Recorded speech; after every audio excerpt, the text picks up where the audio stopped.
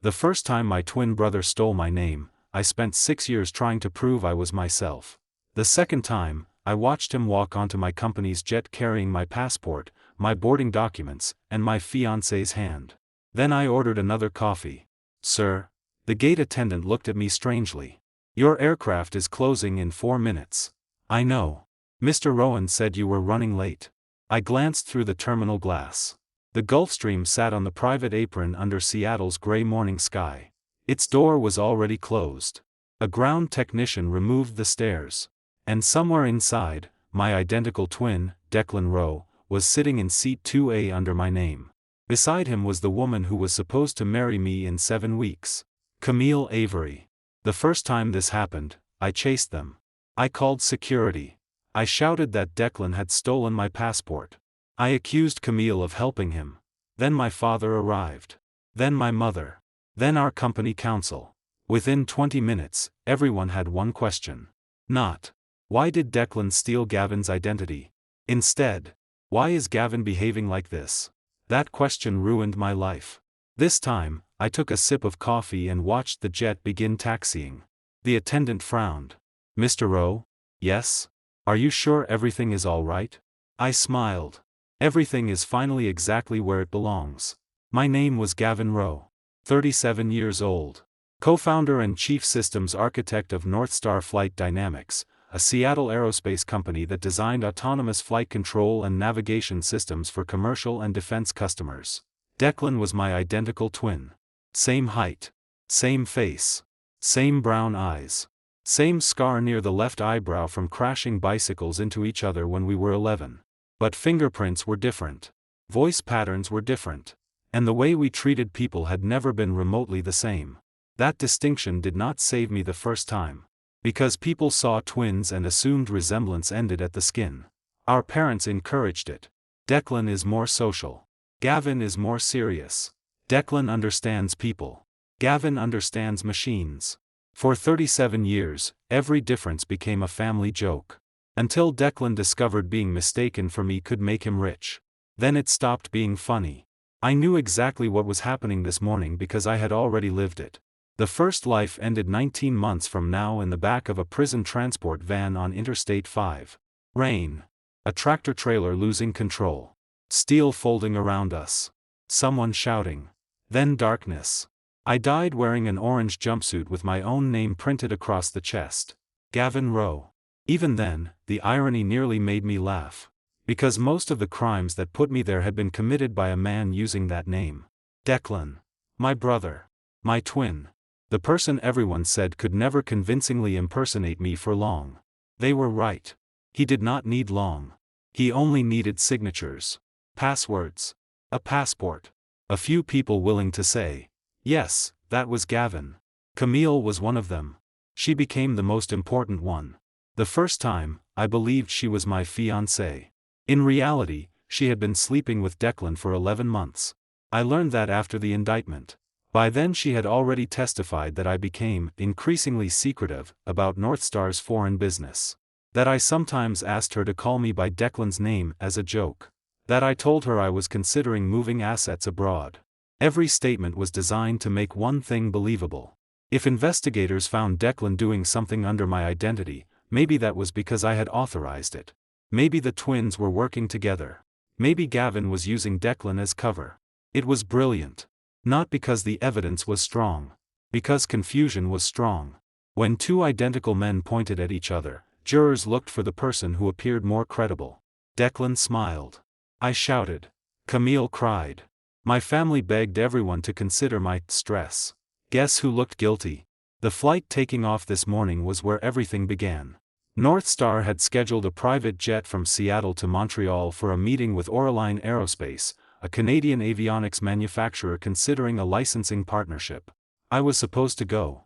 Not Declan. The reason was simple. The presentation involved a prototype adaptive navigation architecture I had designed. Export-controlled technical material was not supposed to leave our approved environment except under strict company and legal procedures. I knew that. So did Declan. Which was why, in my first life, I could never understand how a restricted development package ended up on a laptop carried through Canadian customs under my name. The answer came during discovery. Declan copied it. Camille gave him my travel folder, my passport, my corporate access card, and the jet manifest listed Gavin Rowe, CTO. Not Declan. By the time anyone noticed the wrong twin had attended the meeting, Declan had already used my credentials to negotiate a private side agreement with a broker named Ronan Kessler. Kessler was not employed by Oraline. He was an intermediary representing overseas buyers. Northstar was prohibited from supplying without government authorization. Declan thought he had found an easy fortune. I received the indictment. In the first life, I did not know any of that. On flight morning, I found my passport missing at 7:05. Camille missing at 7:10. Declan's phone off. At 7:28, I saw the company jet taxiing. I panicked. I drove toward Boeing Field like a man trying to stop his own execution. By the time I reached the private terminal, the aircraft was airborne. So I did the worst possible thing. I called Camille 17 times. Texted Declan 32 times. Called my father. Called Northstar's board chair. Called company security. My messages sounded insane because I already sounded like I knew a crime was happening. Stop Declan. He stole my passport. Do not let him access my files. Camille is helping him. In hindsight, those messages should have helped me. Instead, Declan used them. He landed in Montreal, returned the same evening, and acted offended. Camille said I had become paranoid about my brother. My father suggested I take leave. My mother asked whether wedding pressure was affecting me. Declan hugged me in front of everyone and said, "Gav would never steal your life." 6 months later, he took my office. 11 months later, Camille married him. 14 months later, prosecutors charged me. 19 months later, I died. Then I woke up this morning at 5:43 a.m. in my own bed, with Camille sleeping beside me. For the first few seconds, I thought the prison transport crash had been a nightmare. Then I saw the date. September 18th. The Montreal flight. I lay completely still. Camille's phone was charging on her side. At 5:51, it lit up. A message preview appeared. Declan, he's still asleep? My heart stopped. Then another. Declan, passport? Camille moved. I closed my eyes. Pretended to sleep. A minute later, she got out of bed. Bare feet across hardwood. Closet door. Drawer. Then the quiet sound of my home office door opening. In the first life, I had never known exactly when she took the passport. This time I did. 5:58 a.m. I heard the drawer where I kept my travel wallet slide open. She returned 6 minutes later. I kept breathing evenly. Camille dressed. Kissed my cheek. Whispered. Early styling appointment. Don't forget your flight. Then left with the manila travel folder hidden inside her tote. I waited until the front door closed. Then I opened my eyes. I did not chase her. I checked the security system. The camera outside my office had captured Camille entering at 5:58. The desk camera, installed months earlier after a burglary in our neighborhood, showed her opening the travel drawer, removing my passport, removing my Northstar access badge, placing both in the manila folder. Current evidence. Not memories from another life. I saved the clips to 3 locations. Then I called a lawyer. Not my family. Not Northstar. A lawyer. Mara Keene, an attorney specializing in export controls and federal investigations. I had never met her in my first life. I knew her name because she later represented one of Northstar's subcontractors. At 6:31, she answered. "Mr. Rowe, my office opens at 8. This cannot wait." What happened? My passport and corporate access credentials were stolen. By whom? My fiancée. Silence. And I believe she gave them to my identical twin. Longer silence. Start over. I did. Only facts I could prove. Nothing about future indictments.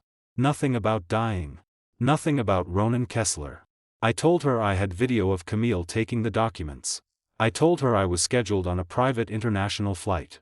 I told her Declan had access to Northstar facilities through his legitimate role as Director of Business Development, but no authorization to travel under my identity. Then I said, "I believe he intends to board as me." Mara became very quiet. "Where are you?" "At home." "What time does the flight depart?" 8:20. Do not confront either of them. That sentence felt wonderful. The first life had been nothing but confrontation. What should I do? First, preserve the video. Done.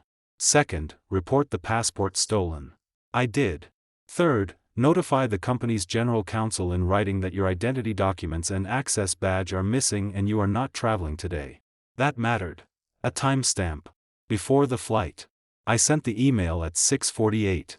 Then Mara said something I did not expect. Go to the terminal. Why? To establish where you are. I understood immediately. Not to stop Declan. To create separation. 2 identical men. 2 locations. 2 records. This time, confusion would work for me. At 7:36, I arrived at the private terminal using my driver's license. I checked in with security under my real name. The receptionist looked confused. Mr. Rowe already entered the lounge. I know. She stared at me. I smiled. Could you please note the time I arrived? That was when her face changed. At 7:42, Mara arrived. At 7:51, company security arrived. At 7:57, airport police took a report. Nobody stormed the aircraft. Nobody dragged Declan from the plane. Because the security officer explained something important. My brother had not boarded a scheduled commercial flight through a normal TSA checkpoint. North Star's private charter had its own passenger verification procedures, and the aircraft operator had accepted a manifest submitted by the company. The passport issue could be handled. But the plane was already preparing for departure. I could have demanded they stop it. I did not. Mara looked at me. You understand that allowing him to continue does not mean you authorize his use of your identity.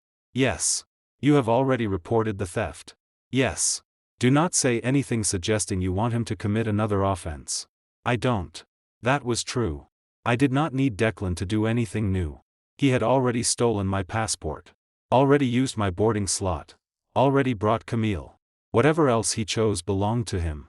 At 8:14, I watched through the window as the cabin door closed. I saw Camille through one oval window. She was laughing. Declan sat beside her. My seat. My fiancée. My name on the manifest. The first life version of me would have felt like I was watching someone steal everything. This time, I saw evidence leaving the runway. The gate attendant approached me. Mr. Rowe, are you sure you don't want us to contact the crew? I looked at the Gulf Stream. No. The engines increased. The aircraft began moving. Let him fly.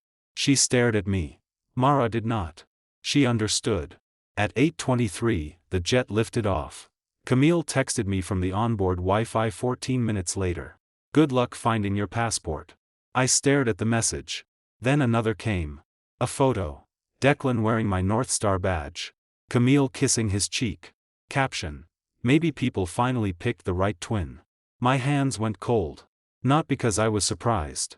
Because in the first life, I did not see that photo until prosecutors recovered Camille's cloud backup. Today she sent it to me herself. Mara looked over my shoulder. Save that. Already did. At 8:46, North Star's general counsel called. His name was Harold Vance. He sounded close to panic. Gavin, Declan boarded under your manifest entry. Yes. Why didn't you stop him? There it was. The question everyone would eventually ask. I answered carefully.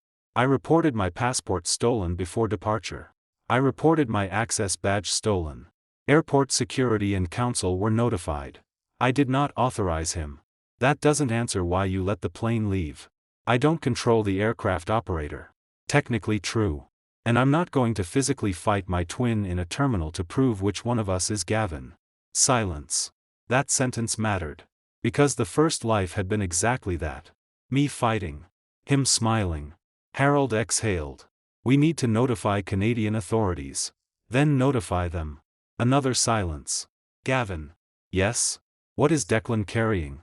I looked at Mara. This was the one piece I could not answer from present evidence yet. I don't know. That was true. But whatever is in his possession is not mine. At 9:03, Mara's phone rang. She listened. Asked 2 questions. Then looked at me. Canadian border officials have been notified of the stolen passport report. My heart beat once. Hard. And? They're coordinating with the charter operator and U.S. authorities. I looked through the glass at the empty runway. Declan was somewhere over the Rockies now. Camille beside him. celebrating, thinking he had stolen my trip, my identity, maybe even my future. Mara closed her phone. Then said, "One more thing." "What?" "North Star Security checked the access logs." I waited. "Your credentials downloaded a restricted engineering package at 6:17 this morning." My blood went cold. 6:17. I had been in my kitchen talking to Mara. The first life returned in one violent flash. The indictment. The prototype files. The export violation. The evidence that destroyed me. Except this time, I had a lawyer on the phone at 6:17. My home cameras showed me there. Camille's video showed her taking my badge 19 minutes earlier. And Declan was currently carrying whatever he downloaded across an international border under my name. Mara looked at me. "Did you access those files?" "No." "Can you prove where you were?" "Yes." She nodded. "Good." Then, for the first time that morning, she smiled. Not happily. Professionally. The smile of someone watching facts finally align. "Then whoever lands in Montreal carrying your passport, your badge, and those files is going to have a very difficult conversation." I looked at the departure board. My name was still displayed beside the charter. Gavin Rowe, departed. The first time, that line destroyed me. This time, I smiled. Because the wrong brother had finally stolen exactly the right flight. Declan landed in Montreal at 1:11 p.m. local time. I knew before anyone from North Star called. The charter operator sent an automated arrival notice to the travel account that still listed me as the passenger. Gavin Rowe, arrived. I stared at the email. For 1 second, the first life came back so clearly that I could smell the courtroom. Government exhibits. A prosecutor pointing at the Montreal travel record. My name printed beside the flight. My passport number. My corporate access credentials. The restricted engineering package downloaded under my account. Every document saying the same thing. Gavin Rowe went to Canada. Gavin Rowe carried protected material. Gavin Rowe met people he was not authorized to meet. The first time, I spent months saying, "That wasn't me." Nobody liked that answer from an identical twin. This time, before Declan's shoes touched Canadian pavement, there were already records showing where I actually was. Airport security. My lawyer. My company counsel. The stolen passport report. My home camera timestamps. And the call log proving I was speaking to Mara when my credentials downloaded the restricted files. For once, my identity existed somewhere other than my face. Mara sat across from me in a conference room at North Star headquarters. She had refused to let me go home. Not because I was in danger. Because too many things were moving at once. Harold Vance had joined us. So had North Star's Director of Security, Ian Mercer. Ian looked as if he had not blinked in 3 hours. "What happens when he lands?" I asked. Mara answered first. "Canadian authorities decide what they have grounds to do. Not us." "No." Harold tapped the table. "The charter company has confirmed the passenger presented Gavin's passport information." "Presented physically?" "We don't know yet." That distinction mattered. If Declan physically possessed my passport, that was one problem. If Camille had only used the number to build the manifest, another. I already knew from the home video that she removed the passport.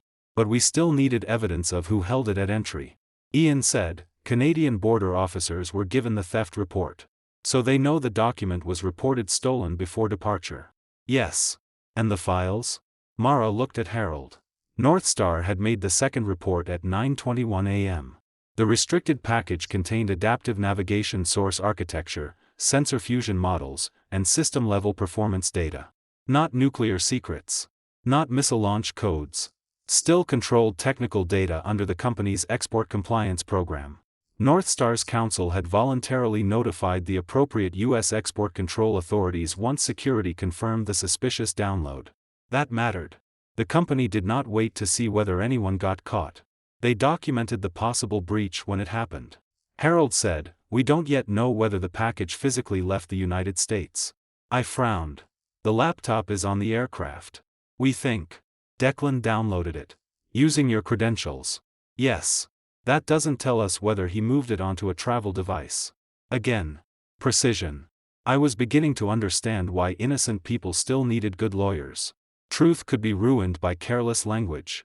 At 1:26 p.m., Mara's phone rang. She answered. said almost nothing. Then wrote 3 words on her legal pad. Secondary inspection. Both. My heart accelerated. They stopped them? Declan and Camille have been referred to secondary inspection. Why both? Because they arrived together and Camille is apparently listed as accompanying corporate staff. I almost laughed. Accompanying corporate staff. My fiancée traveling internationally with my twin under my identity. The phrase sounded almost respectable. What about Aureline? Harold answered. They've been told the scheduled technical meeting is suspended. By us? Yes. Good. The first life, nobody suspended anything. Declan attended the meeting. He made promises. He showed selected materials. Then he disappeared for almost 2 hours with Ronan Kessler. This time the legitimate meeting was dead before it started. Whatever Declan had planned in Montreal now had no corporate cover. At 1:41, my mother called. I looked at the screen. MOM.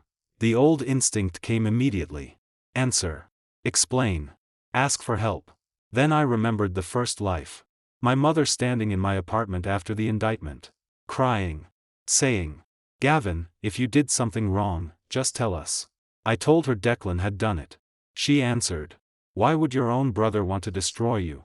As if family relationships were evidence. I declined the call. 30 seconds later, my father called. Then again. Then Harold's assistant opened the conference room door. Mr. Vance? Yes? Richard Rowe is downstairs. My father. Of course. Harold looked at me. Did you call him? No. Mara closed her folder. Do not discuss the investigation with family without counsel. Harold looked uncomfortable. This is also a company matter. Then treat him as the father of 1 employee and 1 director. That was the cleanest thing anyone had said all day. My father entered 10 minutes later. Gray suit. Silver hair. Controlled expression. The founder generation of our family. He had never worked at North Star, but he had financed both Declan and me at different points and still believed that gave him the right to enter every crisis. Gavin. Dad. What happened? Which part? His face tightened. Declan is being detained in Montreal. Not concern about why. Not surprise. Already defensive. So you know. Camille called your mother. Interesting. From secondary inspection? Or before? Did she say why? She said there was confusion over the travel documents. I almost smiled. Confusion. The family's favorite word whenever Declan did something deliberate. There isn't. My father looked at Mara. And you are? My counsel. That stopped him. In the first life, I called Dad first and lawyers later. This time, the order mattered. He sat across from me. Declan says you knew he was going. No. He says you agreed to let him take the meeting because you were having problems with Camille. There it was. First story. Fast. I looked at Mara. She gave me a tiny nod. Answer facts. I reported my passport stolen before departure. My father frowned. He said Camille brought the wrong travel folder. Then why did he board under my name? He didn't realize until they were already in the air. I stared at him. Even my father seemed to hear how weak that sounded. Private jet manifests are confirmed before departure. I don't know how those things work. Neither does Declan, apparently. My father's eyes hardened. Don't do this. Do what? Turn a family mistake into a federal case. Mara spoke before I could. Mr. Rowe, federal reporting has already occurred because restricted corporate files were accessed using stolen credentials. That decision was made by North Star, not Gavin. My father looked at Harold. You reported Declan? Harold's expression stayed neutral.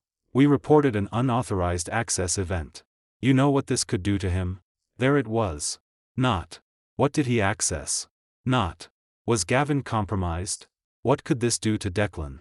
I leaned back. The first life was repeating in miniature. Only this time, I could see every mechanism as it moved. Dad. He looked at me. Camille took my passport out of my office at 5:58 this morning. His expression changed. I have video. Silence. She took my access badge too. Another silence. My credentials downloaded restricted data at 6:17 while I was at home speaking to Mara. My father looked at her. She confirmed nothing. Did not need to. I continued. At 6:48, North Star received written notice that my documents were stolen and that I would not travel. His face slowly emptied. Then he said the one thing I knew he would. Maybe Camille thought she was helping Declan. I almost laughed. Helping him do what? No answer. Because that was the question nobody in my family liked. They loved motives. He was helping. She was scared. He felt overlooked. She made a mistake. I cared about actions. At 2:06, Mara's phone rang again. This time she stood. Excuse me. She stepped into the hall. My father looked at me. What do you want? The question surprised me. What? You're sitting here like this was planned. My pulse slowed. Dangerous. Not because he knew. Because I had to be careful not to act like I had future knowledge. I reported theft. That's not what I mean. What do you mean? You didn't chase him. There it was. He knew me. The old Gavin would have chased. Would have screamed. Would have physically tried to stop the plane. This version sat calmly with counsel. You wanted me to tackle my identical twin in a private terminal? No. Then what? I don't know. Exactly. He did not know how to interpret me without panic. That was useful. Mara returned. Her expression was different now. Professional. Sharper. Canadian officers located Mr. Rowe's passport. My father exhaled. Good. Mara looked at him. Gavin's passport. Silence. Where? In Declan's possession. My father stopped moving. There it was. Not Camille's folder. Not a manifest error. Physical possession. My stolen passport. Mara continued. Declan initially identified himself as Gavin Rowe. The room went silent. My father whispered. What? He corrected the statement after officers informed him the passport had been reported stolen. I looked down at the table. The first clean payoff. The first life. I could never prove what Declan said at the border because by the time questions started, everyone's memories had softened. This time, he said it to an officer. On record. My name. His mouth. Wrong country. Wrong day. Wrong life. Harold asked. What about Camille? She told officers Declan was traveling in Gavin's place with Gavin's permission. My eyes closed. There it was. My fiancée. Again. Not confused. Participating. My father looked physically ill. Mara continued. Authorities asked whether they had written authorization. And? None. Of course. What about the laptop? Ian asked. Mara looked at him. A company laptop was located in their baggage. My heart tightened. Whose? Assigned to Declan. That surprised me. Not mine. Was the restricted package on it? Canadian authorities are preserving the device. North Star will need to coordinate through council and the relevant agencies. Nobody should assume contents yet. Right. No jumping. Then Harold's phone rang. He answered. His face changed. Ian. The security director looked at him. Harold muted the call. Oraline says Declan contacted one of their executives from the aircraft and insisted the meeting continue privately. I leaned forward. Who? Not Ronan Kessler. Interesting. Then who? Mark Beaulieu, their vice president of partnerships. New name. Harold continued. Beaulieu refused once he learned North Star had suspended the visit. Good. What did Declan say? Harold checked the email. That Gavin had become temporarily unavailable and authorized him to act. My father covered his face. For the first time, no one rushed to defend Declan. Because the story had become too specific. He had my passport. He called himself Gavin. Camille said I authorized it. Declan told Oraline I authorized it. I had written records before departure saying the opposite. That was no longer twin confusion. It was a conflict between documentation and convenience. At 2:38, Camille called me. This time, I answered. Mara nodded. Speaker. Gavin. Her voice shook. Not crying yet. Camille. You need to tell them. Tell them what? That you knew. I stared at the phone. Knew what? That Declan was going. No. You did. No. You told me last night you were tired of Montreal. I remembered saying I hated travel. That was true. I said I was tired. You said you wished someone else could go. Maybe. That sounded like something I might have said casually. And Camille was already turning it into authorization. Mara wrote something. Camille continued. You always let Declan cover for you. That was false. Name one international trip. Silence. Camille. This isn't fair. I nearly laughed. To whom? They're treating us like criminals. Us. There it was. Not Declan. Us. She had chosen her side earlier than I knew in the first life. I asked. Why did you take my passport? Silence. Then. You weren't going to need it. My father closed his eyes. Mara stopped writing. Because sometimes the best admission arrived without anyone pushing. I continued carefully. Why did you take my access badge? Longer silence. Declan said he needed to get the presentation package. Using my credentials. He said security would reject his account. Because he wasn't authorized. He was going in your place. No. Her breathing changed. You're doing this on purpose. There it was. The accusation. Not. I made a mistake. Not. I'm sorry. You are refusing to rescue me, therefore you caused the problem. I reported the documents stolen before you boarded. Silence. Then. You knew? I knew they were missing. You knew we had them. I had video. She inhaled sharply. You filmed me? My home security system did. Nothing. 5 seconds. 10. Then Camille whispered. Gavin, please. The first please of the day. What? Fix this. I looked at my father. At Harold. At Mara. At the company security director. All waiting. The first life, I spent 19 months trying to fix a crime I did not commit. This time, the person who helped create it was asking me to fix it before sunset. No. She started crying. You can't do this. I'm not doing anything. You could tell them you authorized Declan. That would be false. You could say there was confusion. There wasn't. Gavin. Her voice broke. We're supposed to get married. 7 weeks. In the first life, I heard those words and thought they meant something sacred. Now they sounded like another credential she wanted to use. I asked one question. Were you sleeping with him? The entire room went still. Camille stopped crying. That was my answer. I already knew from the first life. But now I needed this life's truth. Camille. She whispered. This is not the time. I closed my eyes.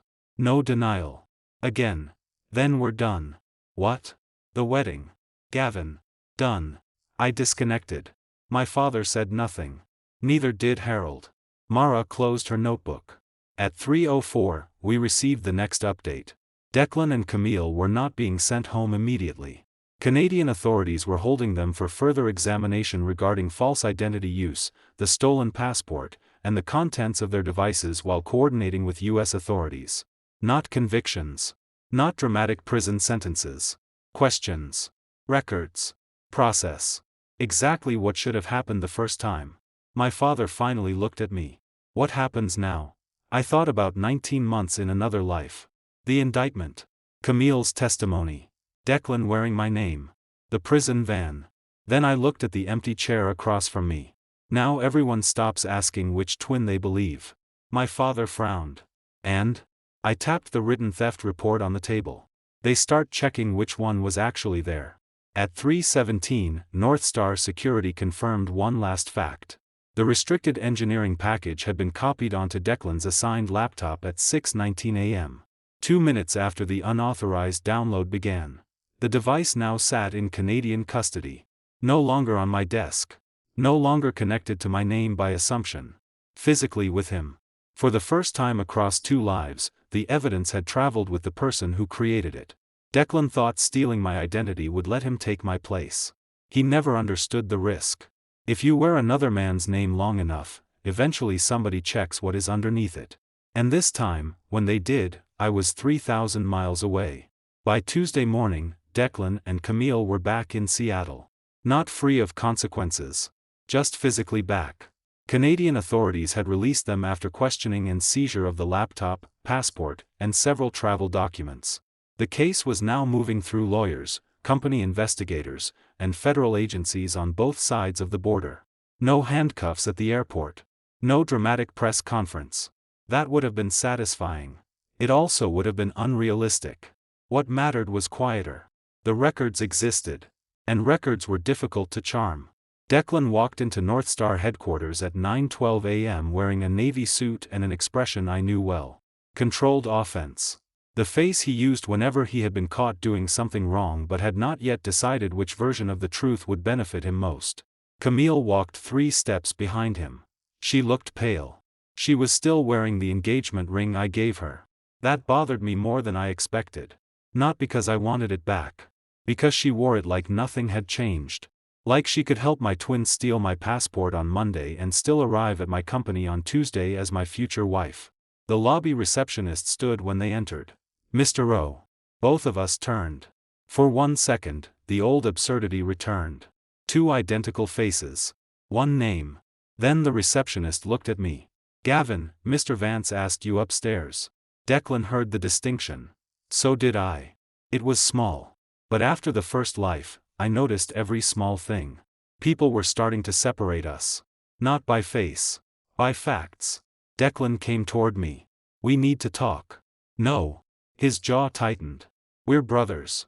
Not relevant. Gavin. I kept walking. He caught my arm. Ian Mercer appeared from beside the security desk before I had to react. Mr. Rowe. Declan released me. Ian looked directly at him. Do not make physical contact with employees during an active internal investigation. Employees. Not brother. Again, a distinction. Declan smiled without humor. You're treating me like some outsider. Ian answered, right now, I'm treating you like a director whose credentials have been suspended pending review. That smile disappeared. I continued toward the elevators. Camille called after me. Gavin. I stopped. Looked back. She had tears in her eyes already. That was fast. We need to talk too. No. Her face changed. You ended our engagement over the phone. You helped my twin travel under my identity. That's not the whole story. Then give the whole story to counsel. I stepped into the elevator. The doors closed. For once, neither of them came with me. North Star's emergency board session began at 10. 6 directors. Harold Vance. Mara. Ian. Me. Declan was present with separate counsel, a white-haired attorney named Peter Calloway. Camille had no formal role in the company, so she waited outside with her own lawyer. That fact alone told me she understood the situation was no longer personal. People did not hire separate counsel for misunderstandings. The board chair, Elaine Porter, opened without ceremony. We are not here to determine criminal liability. Good start. We are here to determine what occurred inside North Star, whether company systems were misused, and whether any officer or director violated fiduciary or compliance obligations. Declan leaned back. Calm. He always looked strongest before details appeared. Elaine turned to Ian. Start with access. Ian projected the security timeline. 5:58 a.m. Camille entered my home office. 6:17 a.m. My corporate credentials authenticated into North Star's restricted engineering environment. 6:18 a.m.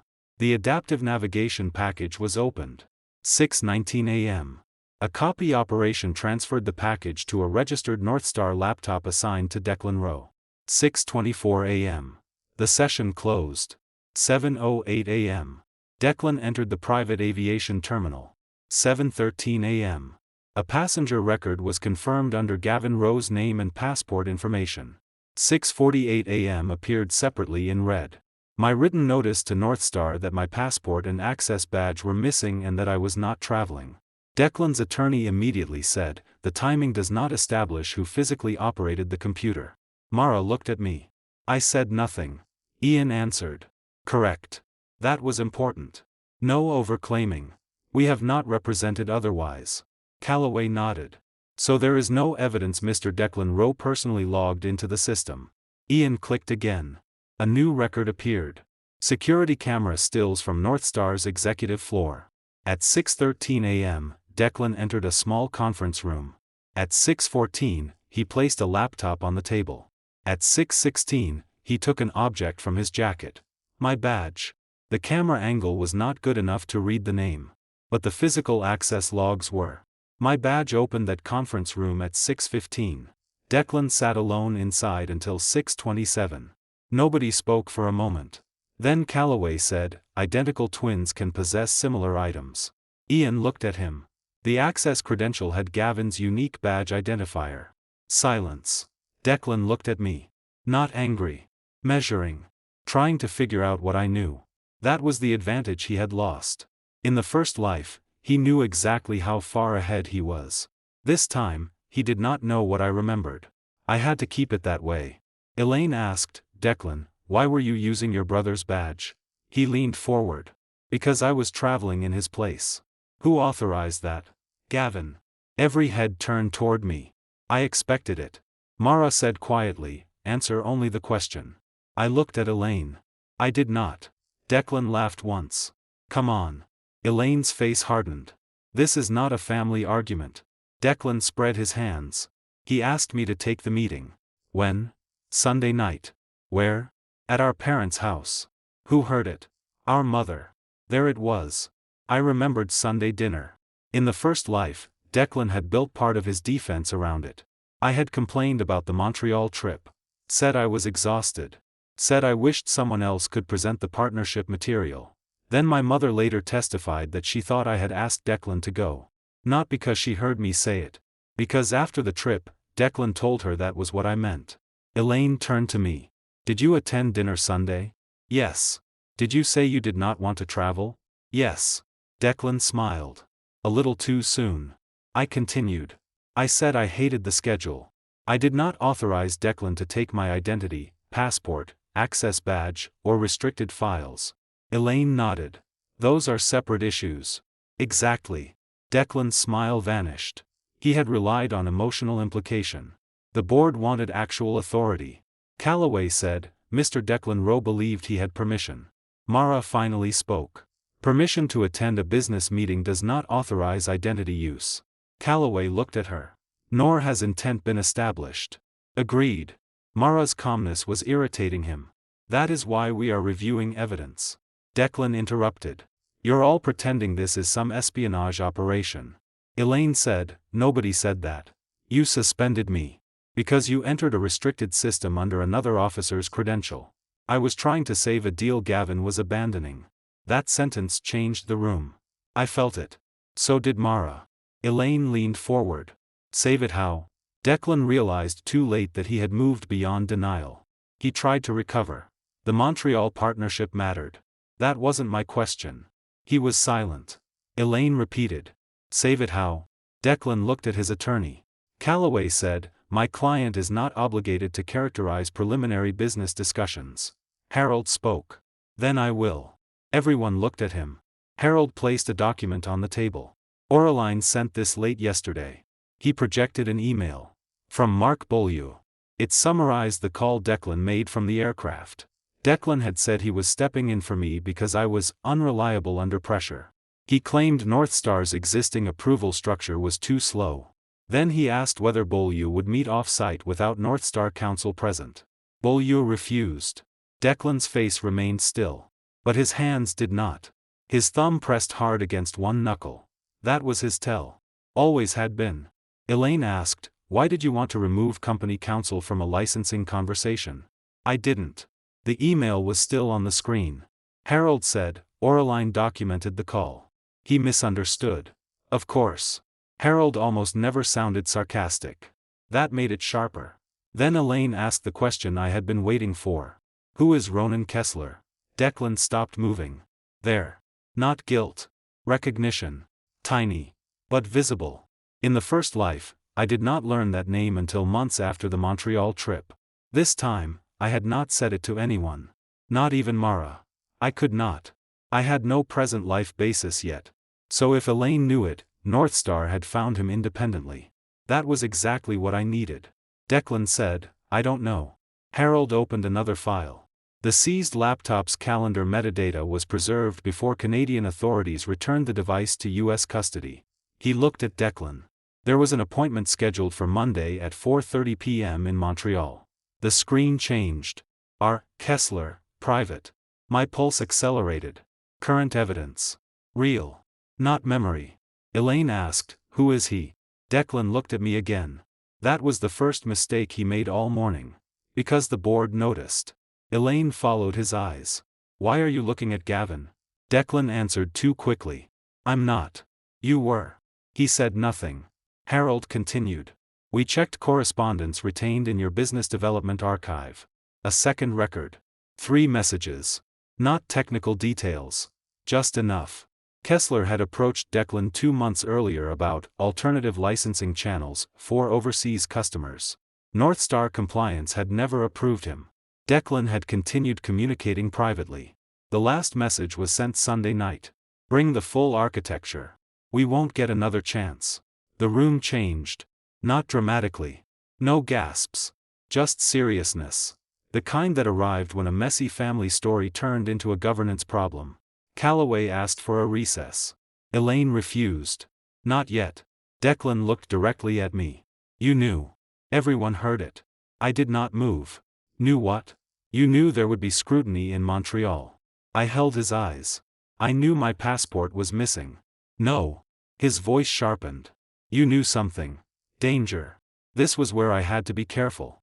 I could not explain rebirth. Could not reveal future knowledge. Could not behave as though I had orchestrated discovery. I knew you had my documents. That's not what I mean. Then say what you mean. He couldn't. Because the truth was impossible. You reacted differently than last time. There was no last time for him. Only for me.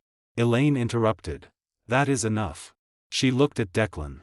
Pending completion of the internal and external reviews, your board observer rights are suspended, your system's access remains revoked, and you are prohibited from representing North Star in any transaction. Declan stood. You can't do that. We just did. I'm a founder. So is Gavin. Exactly. He pointed at me. This company wouldn't exist without both of us. I almost corrected him. North Star's core architecture would not exist without me. But this was not the time. Elaine said, being essential yesterday does not eliminate accountability today. The First Life board never said that. They were too frightened of disruption. Too eager to keep Declan close. This board had something the first one lacked. Documentation before damage spread. Calloway pulled Declan toward the door. He resisted for half a second. Then left. As he passed me, he whispered. You think this makes you safe? Mara heard. So did Ian. Perfect. I did not answer. Threats were more useful when witnessed. Camille was waiting in a separate conference room. I had no reason to see her. Mara did. She returned 20 minutes later with a strange expression. What? She wants to give you something. No. You should probably see this. She placed several printed pages in front of me. Texts. Between Camille and Declan. I looked at the first date. 11 months earlier. My stomach tightened even though I already knew. This was different. Memory hurt. Evidence finalized. The messages began casually. Complaints about me. Jokes. Then flirting. Then hotel arrangements. Then something worse. 3 months ago. Declan, once the Montreal deal closes, he won't matter. Camille, I still have to marry him first. My fingers stopped. Mara watched me carefully. I read the next line. Declan, why? Camille, because the Avery Trust only releases my share after marriage. Dad still thinks Gavin is stable. I stared at the page. That part was new. Completely new. In the First Life, I thought Camille stayed engaged to me because breaking things off before Declan secured control of North Star would look suspicious. That was only part of it. Her own family trust required certain conditions before she received a large distribution. Her father apparently favored me. Stable Gavin. Useful Gavin. The irony almost made me sick. Camille intended to marry me while sleeping with Declan, take the trust distribution, then leave. Declan's reply. Then marry him. I can wait 7 weeks. Another message.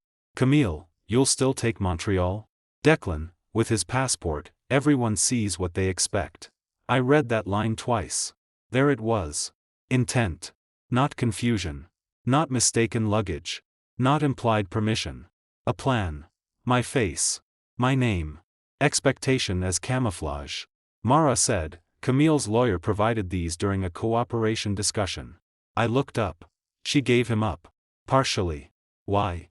She believes Declan is going to blame her for stealing the passport and badge. Of course. The alliance lasted exactly until consequences became personal. Mara tapped the pages. She says Declan told her the Montreal trip would only involve an ordinary partnership presentation. Do you believe that? Belief is irrelevant. I almost smiled. She was teaching me. What can she prove? She can prove planning around your identity. That was enough for today. Then I noticed one message from Monday morning. 6:02 a.m. Minutes after Camille left my office. Camille, got everything. Declan. Declan, good. Once I'm through the meeting, Gavin won't be able to untangle it. I sat back. That sentence belonged to this life. Current. Time-stamped. Voluntary. No dead timeline required. For months in my first life, I had begged everyone to understand that confusion was the weapon. Now Declan had described it himself before using it. I looked at Mara. What does Camille want? A deal with whoever has jurisdiction. No. I mean from me. Mara understood. She wants you to say the wedding is only postponed. I actually laughed. Not loudly. Just once. She thinks that matters? To her family, apparently. There it was. The trust. The image. The financial consequence. Camille had helped steal my identity while assuming she could still keep my commitment. The same arrogance as Declan. They both believed access to me was permanent. I picked up the engagement ring she had returned through counsel. It sat in a small evidence envelope. Beautiful. Expensive. Meaningless. Tell her no. Mara nodded. No statement? 1. What? The engagement ended when she used my identity to help another man impersonate me. Mara wrote it down.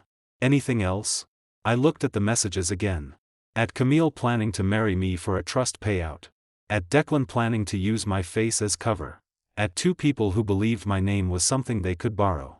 Yes. What?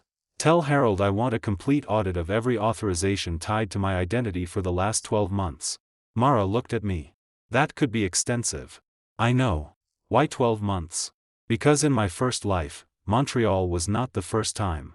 It was only the first time I noticed. I could not say that. So I gave her a present life reason. If they planned this for months, I want to know when they started practicing. Mara considered that. Then nodded. That is a reasonable request. Good. Reasonable. I was learning to build this life on that word. Not revenge. Not prophecy. Reasonable steps based on current evidence. By 5 that evening, Northstar authorized the audit. At 6:22, Ian called. He had already found something. Not another international trip. Smaller. More dangerous because of how ordinary it looked. 3 months earlier, someone using my digital signature had approved a consulting payment of $48,000 to a company I had never heard of. Kessler Strategic Advisory LLC. Ronan Kessler. The first payment had been made long before Montreal. Meaning the flight was not the beginning. It was the moment Declan planned to make the scheme big enough that I would be trapped inside it. I looked through my office window at Seattle traffic moving below. In the first life, I spent months trying to prove what happened after Montreal. This time, Montreal had opened the door backward. And behind it was something much older. Declan had not stolen my name for one flight. He had been using it in pieces for months. The only difference now was that I had finally stopped chasing the thief. I was following the trail. The audit found 12 transactions. Not $12 million transfers. Not 12 dramatic crimes. That would have been easier. The dangerous ones were smaller. A consulting payment. A vendor approval. 2 travel authorizations. 3 internal exceptions. A hiring recommendation. A compliance waiver request that never went through. A reimbursement approval. And 2 electronic signatures attached to documents I had never seen. Individually, each looked ordinary. Together, they formed a pattern. Someone had been borrowing my identity in places where my name carried more authority than Declan's. Not constantly. Carefully. Just enough. The first suspicious item dated back 11 months. Exactly when Camille and Declan's messages turned from flirting into planning. Ian Mercer placed the audit summary on the screen. Northstar's executive conference room was quieter than usual. Elaine Porter sat at the head of the table. Harold Vance beside her. Mara on my right. Company forensic accountant Derek Shaw on my left. Declan was not invited. His access remained suspended. Neither was my father. That was deliberate. For the first time in my life, a problem involving Declan was being examined without the family sitting inside the process trying to soften it. I had not realized how much that mattered until now. Derek pointed to the first transaction. October 14th. $48,000 to Kessler Strategic Advisory. I nodded. The one Ian found. Yes. Submitted under Gavin's approval credentials. Who initiated it? A business development analyst working for Declan. That made sense. Did the analyst think I approved it? We interviewed him this morning. Derek clicked to the next slide. He says Declan forwarded an email chain containing what appeared to be your written approval. My jaw tightened. Appeared? The email came from an internal alias that displayed your name. Mara asked, was it your account? No. Derek enlarged the header information. It was created through a legacy forwarding rule. Harold swore quietly. I looked at him. What? That rule should have been disabled 2 years ago. Explain. Northstar had once used shared executive aliases during its early startup period. If someone emailed certain functional addresses, messages could be routed through named executive display profiles. As the company grew, the system was replaced. Apparently, one configuration survived. Declan knew about it. Of course he did. We had both helped build Northstar when it had 16 employees and 1 conference room. He knew which old doors no one remembered locking. Derek continued. The forwarding alias could not send as you through the normal mail server. So how did it look like me? Someone exported the correspondence into PDF format after passing it through the legacy alias. A fake trail. Not technologically brilliant. Socially effective. People saw my name at the top. They stopped asking questions. That was Declan's real talent. Not hacking. Expectation. He understood how little evidence most people required when something looked normal. I asked, who approved the final payment? Finance. Based on the PDF? And the business development request? Elaine's expression hardened. Meaning process failed at more than one point. Derek nodded. Yes. That mattered to me. Because I did not want Northstar to turn this into a story about one evil twin fooling everyone. If a single person could imitate me this easily, the system was weak. Declan exploited it. But the weakness belonged to the company. I said, then fix the controls regardless of what happens to him. Elaine looked at me. We already are. Good. That was one difference between this life and the last. The first time, everyone spent months deciding who to blame before fixing anything. This time, we could do both. The next item was a vendor exception. 7 months earlier. A small analytics firm called Meridian Trace had been added to Northstar's approved contractor list despite incomplete compliance documentation. The exception carried my electronic signature. I had never heard of them. Derek said, Meridian Trace provided market analysis reports to Declan's team. What kind of reports? Foreign aerospace demand. My stomach tightened. Countries? Derek listed 3. None were automatically illegal markets. But all required careful export review depending on product and end user. Mara noticed my face. Do you recognize the company? No. That was true in this life. In the first, I had seen Meridian Trace mentioned once during discovery. At the time, prosecutors treated it as one of several channels through which I had supposedly explored unauthorized foreign licensing. I had insisted I never hired them. Nobody cared. Now the contract existed in front of me before any accusation reached me. I asked, who owns it? Derek hesitated. We're still tracing beneficial ownership. Meaning? The listed managing member is a nominee service. Elaine leaned back. That's not reassuring. No. Mara asked, any direct connection to Kessler? Not proven yet. Good. Not proven. We were not going to build theories faster than evidence. Still, the shape was familiar. Consulting payments. Foreign market research. Identity misuse. The Montreal trip. Not separate problems. One spine. Declan wanted control over Northstar's licensing opportunities without being constrained by the company's compliance structure. And my identity gave him the authority he lacked. He had not simply wanted to be me. He wanted the permissions attached to me. At noon, my mother called again. I ignored it. At 12:07, she texted. Please come to the house tonight. Your father says the lawyers are turning this into something it isn't. I read the message twice. Then handed the phone to Mara. She raised one eyebrow. You want legal advice or family advice? Legal. Do not discuss active evidence. Family? She handed the phone back. I charge too much for that. I almost laughed. Then she added. But if you go, don't go alone. That told me enough. At 6:30, I drove to my parents' house with Mara following in her own car. Not into the house. She parked nearby and told me to call if the conversation crossed into anything legal. The house looked exactly the same as it had in my first life. Stone entry. Maple tree by the driveway. Porch light my father always forgot to replace until my mother complained. For 1 second, I felt 30 years younger. 2 boys racing through that yard. Declan pretending to be me when we were 12 so he could avoid punishment for breaking a neighbor's window. Everyone laughing afterward. Twins. That one word had excused so much. My mother opened the door. Her face collapsed when she saw me. Gavin. She hugged me before I could decide whether I wanted it. I let her. Love did not disappear just because trust changed. My father stood in the living room. Declan sat on the couch. Of course. I stopped. My mother immediately said, "Please. Just hear him." No. Gavin.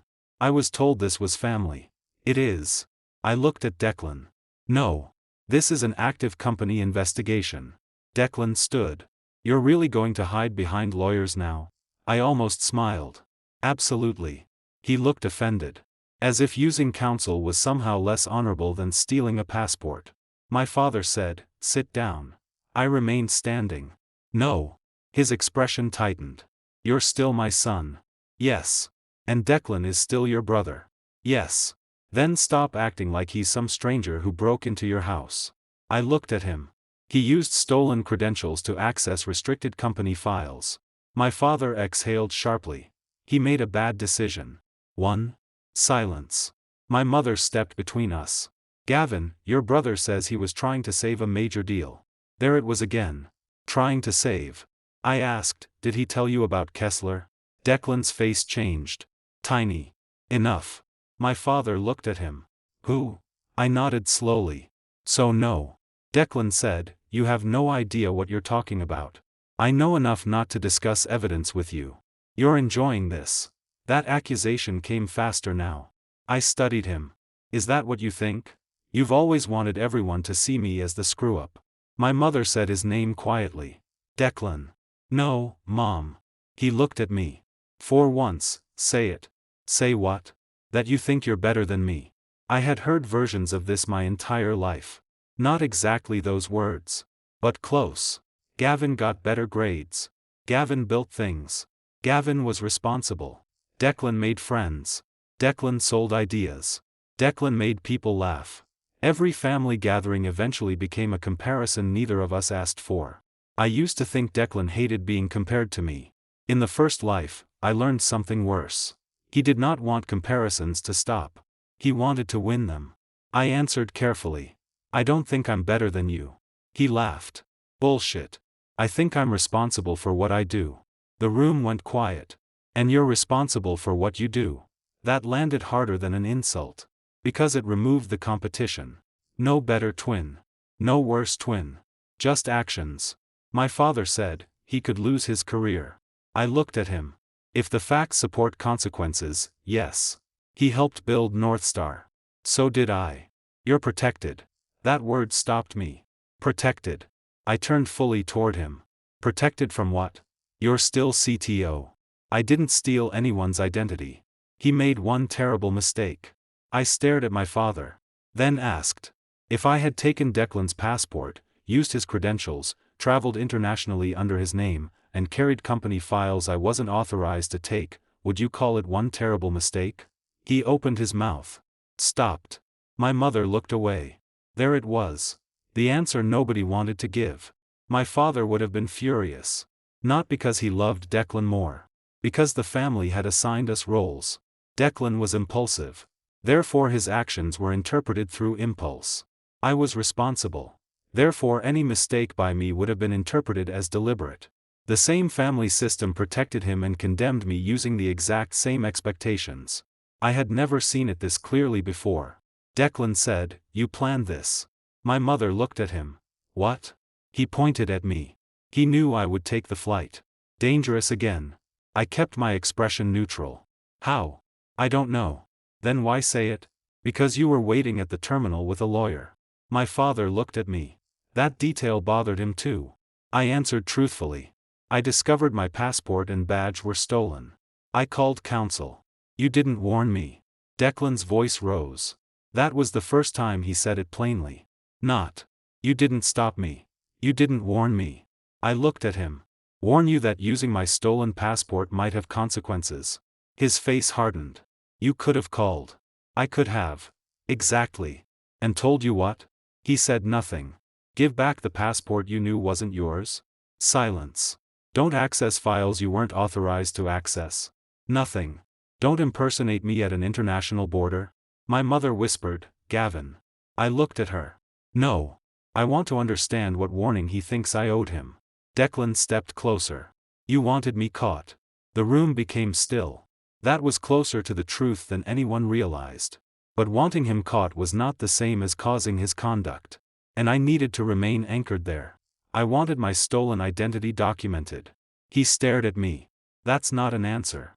It's the only one you're getting. He looked as if he wanted to hit me. For 1 second, I almost wished he would. Not because I wanted violence. Because the old Gavin would have fought back. This Gavin simply took one step away. My father noticed. So did Declan. No chaos. No twin fight. No blurred responsibility. Just one man angry because another refused to rescue him. I left 10 minutes later. My mother followed me to the driveway. Gavin. I stopped. She hugged herself against the cold. Is there anything you can do? That question again. I turned. For who? She struggled. For your brother. I looked at the house. At the upstairs bedroom we once shared. At 37 years of family history. Then back at her. I can tell the truth. Her eyes filled. That might destroy him. No. I shook my head. If the truth destroys what he built, then I'm not the one who built it wrong. She cried quietly. I did not stay to comfort her. That hurt. But I had spent a lifetime confusing comfort with responsibility. The next morning, Derek called before 7. We found the owner of Meridian Trace. I sat up in bed. Who? Not Kessler. I waited. Camille Avery. For several seconds, I thought I had misunderstood. My Camille? Yes. She owns the consulting firm. Through an LLC formed 13 months ago. My pulse slowed. Not because I was calm. Because the pieces were aligning too quickly. Camille was not simply Declan's lover. Not simply the woman who stole my passport. She had financially participated in the scheme long before Montreal. Derek continued. Meridian Trace received $286,000 from Northstar over 7 months. Approved under my identity? Most of it. I closed my eyes. How much? $238,000. There it was. My name had not just been borrowed. It had been used to pay my fiancée. Money routed through company contracts. Approved under credentials made to look like mine. No wonder she needed the marriage to continue. No wonder she helped Declan. This was not only romance. Not only betrayal. There was money underneath both. I asked, does Northstar know? Elaine and Harold do. Does Camille? Not that we traced ownership. Good. I stood and walked to the window. In the first life, Camille testified against me while presenting herself as the heartbroken fiancée who had slowly realized the man she loved was dishonest. Now current record suggested she had been receiving company money through approvals tied to my stolen identity. The witness who helped bury me in the first life had not merely chosen Declan. She had invested in my destruction. Derek said, Gavin? Yes. There's one more thing. What? The final Meridian Trace invoice was submitted last Friday. Before the flight. Before everything broke. How much?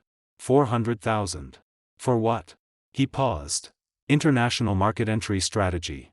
My hand tightened around the phone. Approved? No. Why not? Finance flagged it because the amount exceeded the normal threshold. Good. So it didn't go through. No. Who signed the approval request? I already knew. Still, I let him say it. You.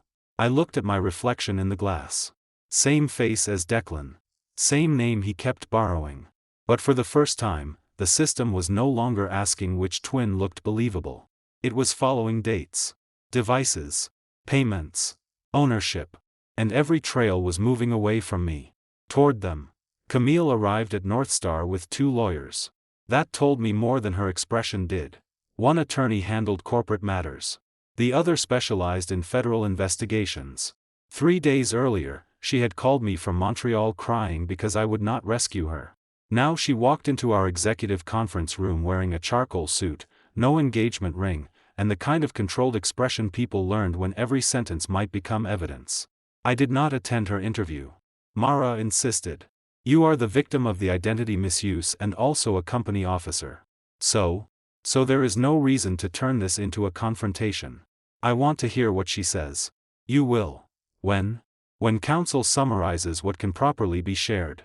I hated that answer. Which probably meant it was good advice. So while Camille explained Meridian Trace behind a closed door, I sat 2 floors above with Ian and Derek reviewing the invoices issued in her company's name. The pattern was almost elegant. That was what disturbed me. Meridian Trace never billed Northstar for anything obviously suspicious. No foreign buyer introduction. No restricted technology placement. Nothing that would cause a normal accountant to stop. Instead, strategic market assessment, competitive landscape analysis, regional partnership intelligence, executive advisory services. Words broad enough to mean almost anything. And apparently, for 7 months, they had. I opened one report. 26 pages. Charts. Market forecasts. Lists of aerospace companies. Most of it looked like information available from commercial research databases. Derek said, we compared 3 Meridian reports against published industry material. And large sections appear repackaged. So Camille's company was billing us hundreds of thousands for public information? Essentially. Why? That's the question. I already suspected the answer. The reports did not matter. The payments did. Meridian Trace was a legal-looking pipe through which Northstar money could move to Camille. But something still bothered me. Why use my approvals?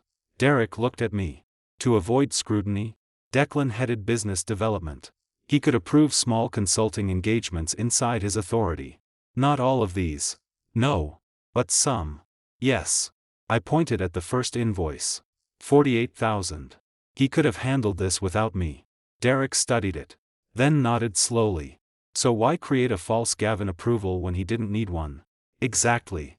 That was the question. For 3 days, everyone had been treating my stolen identity as a tool. Declan wanted authority. Declan wanted access. Declan wanted to make payments that looked legitimate. But if he could authorize some of those payments himself, using my name created unnecessary risk. Unless the risk was the point. I felt something cold settle in my stomach. Pull every questionable approval into chronological order. Derek did. 11 months. 9 months. 7 months. 6. 5. 3. Then Montreal. My name appeared again and again. Not constantly. Just often enough to form a pattern. I stared at the screen. The first life returned in fragments. The prosecutor telling the jury. This was not a single lapse in judgment. A slide showing transactions across months. My supposed consulting approvals. My supposed foreign market research. My supposed repeated circumvention of Northstar controls. At the time, I had thought Declan was hiding his actions behind me after the fact. Now I saw something else. He had been creating the history before anyone investigated. Mara. I called her. She answered from downstairs. What? I need you up here when Camille's interview ends. Why? I think we've been asking the wrong question. 40 minutes later, Mara joined us. I showed her the timeline. She read without speaking. Then returned to the first invoice. You're right. Derek asked, about what? Mara pointed to several entries. These amounts were within Declan's ordinary approval range. Exactly. So impersonating Gavin added no immediate financial advantage. No. Mara looked at me. What do you think it added? A record. Silence. A record of what? I looked at the screen. Me doing things I never did. Nobody spoke. I continued. Suppose Montreal worked the way Declan expected. Restricted material crosses the border under my credentials. Someone eventually finds the unauthorized relationship with Kessler. Compliance starts looking backward. What do they find? Derek answered first. Months of consulting payments and foreign market research approved under your identity. Exactly. Mara's eyes sharpened. And the pattern makes Montreal look less like impersonation and more like escalation. My pulse beat harder. That was it. The first half of my first life suddenly made sense in a way it never had before. Declan had not merely hidden behind me. He had built a version of me. A dishonest Gavin. A reckless Gavin. A CTO who secretly bypassed controls for months and finally took restricted material to Canada. The identity theft was not the cover-up. It was the preparation. Mara said, "We need present evidence before anyone treats that as more than theory." I know. She looked at Derek. Search company retained communications for any references to Gavin's conduct, removal, compliance concerns, succession, or board intervention. Derek stood immediately. Ian stayed seated. Declan's laptop may have more. Mara nodded. But access to seized device content goes through the appropriate legal process. We use what Northstar already possesses first. Good. Again. Current evidence. Clean process. No prophecy. Camille's interview ended shortly after noon. Her lawyers left first. Camille remained. Mara came back with Harold. His face told me the interview had gone badly. For her? I asked. For everyone. What did she say? Harold sat down. Camille admits she owned Meridian Trace. No surprise. She claims Declan proposed the company. When? 13 months ago. Before they started sleeping together? Mara answered. According to her, around the same time. Of course. What did he tell her it was for? A vehicle for consulting revenue. I laughed once. That's broad. She says Declan believed Northstar underpaid him relative to Gavin. There it was. Comparison again. Always comparison.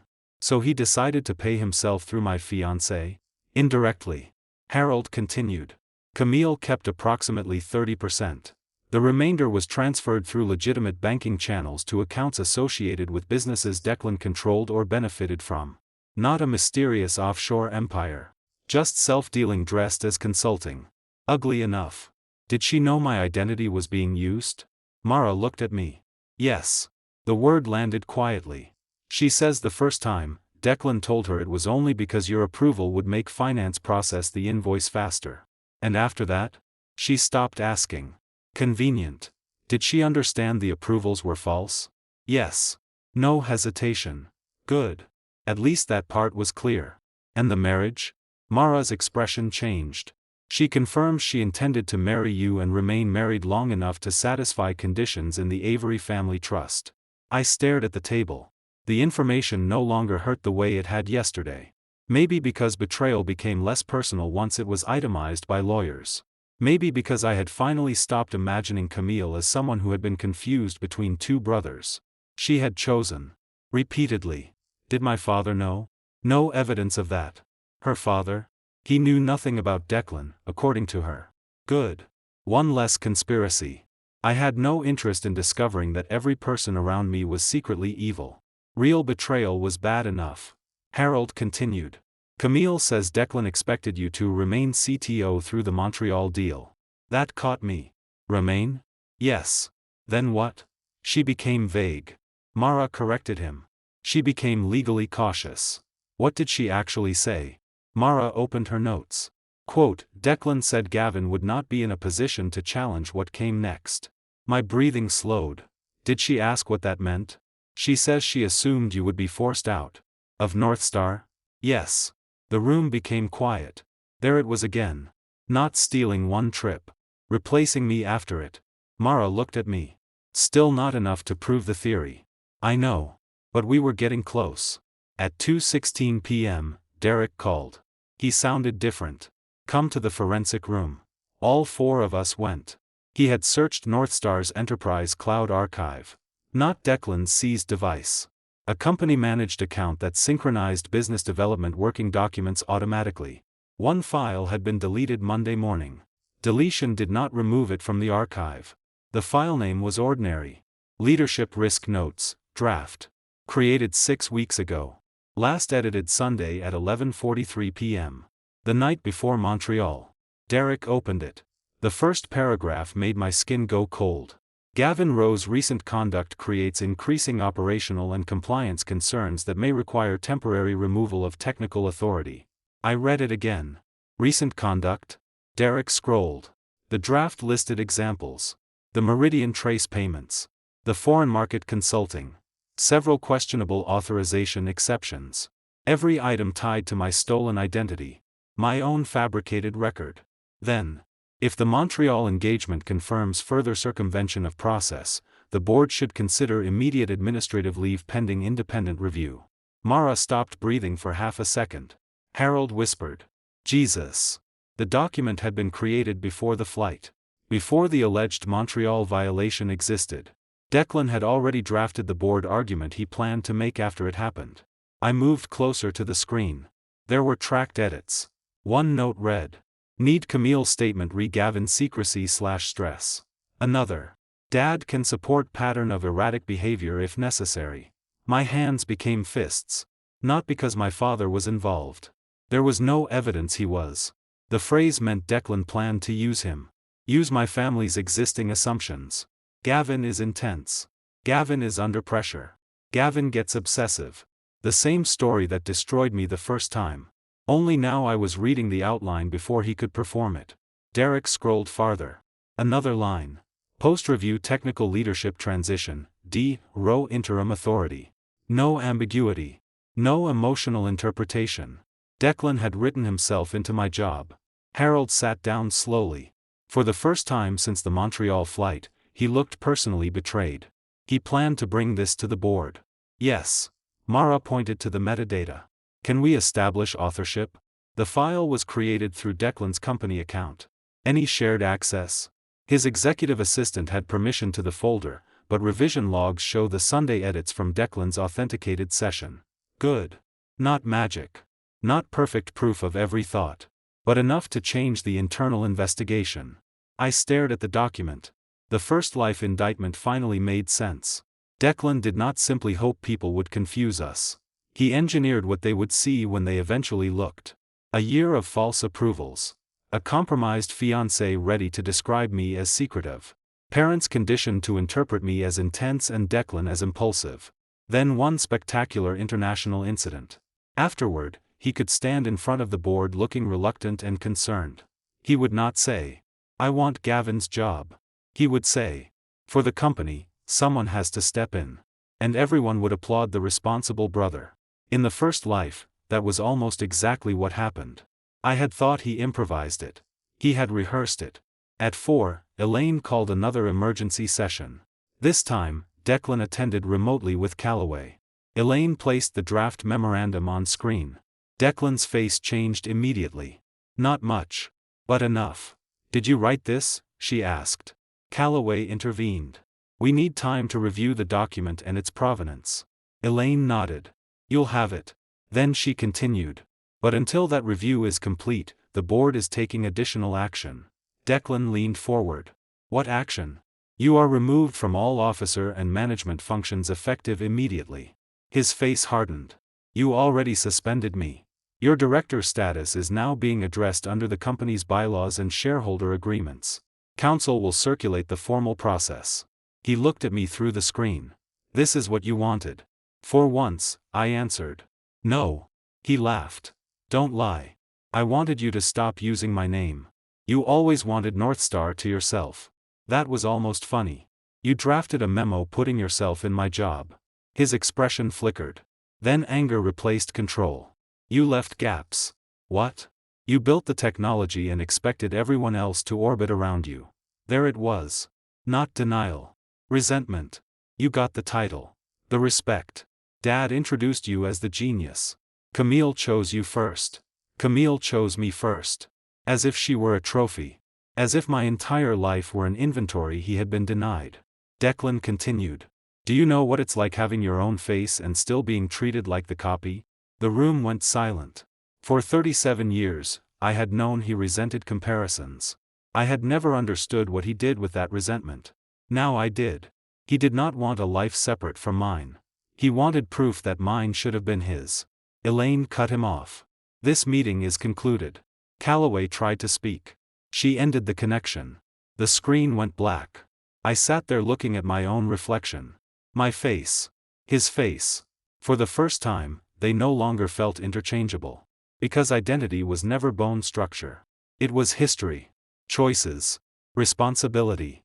And Declan had finally created a record that belonged entirely to him.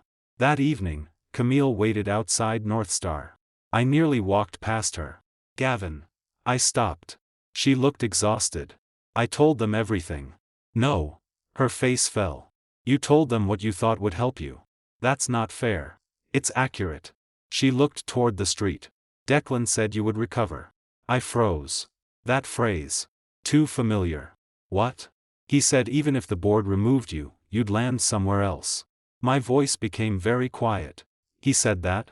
Yes. He said you were too talented to really lose. I stared at her. There it was. The excuse beneath everything. Declan could take my name because I would survive.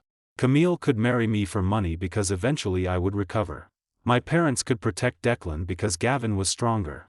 Everyone had converted my competence into permission to hurt me. I asked. And you believed that made it acceptable? She began crying. No. But you did it anyway. She had no answer. I walked away. Behind me, she said. I loved you. I stopped once. Did not turn around. No.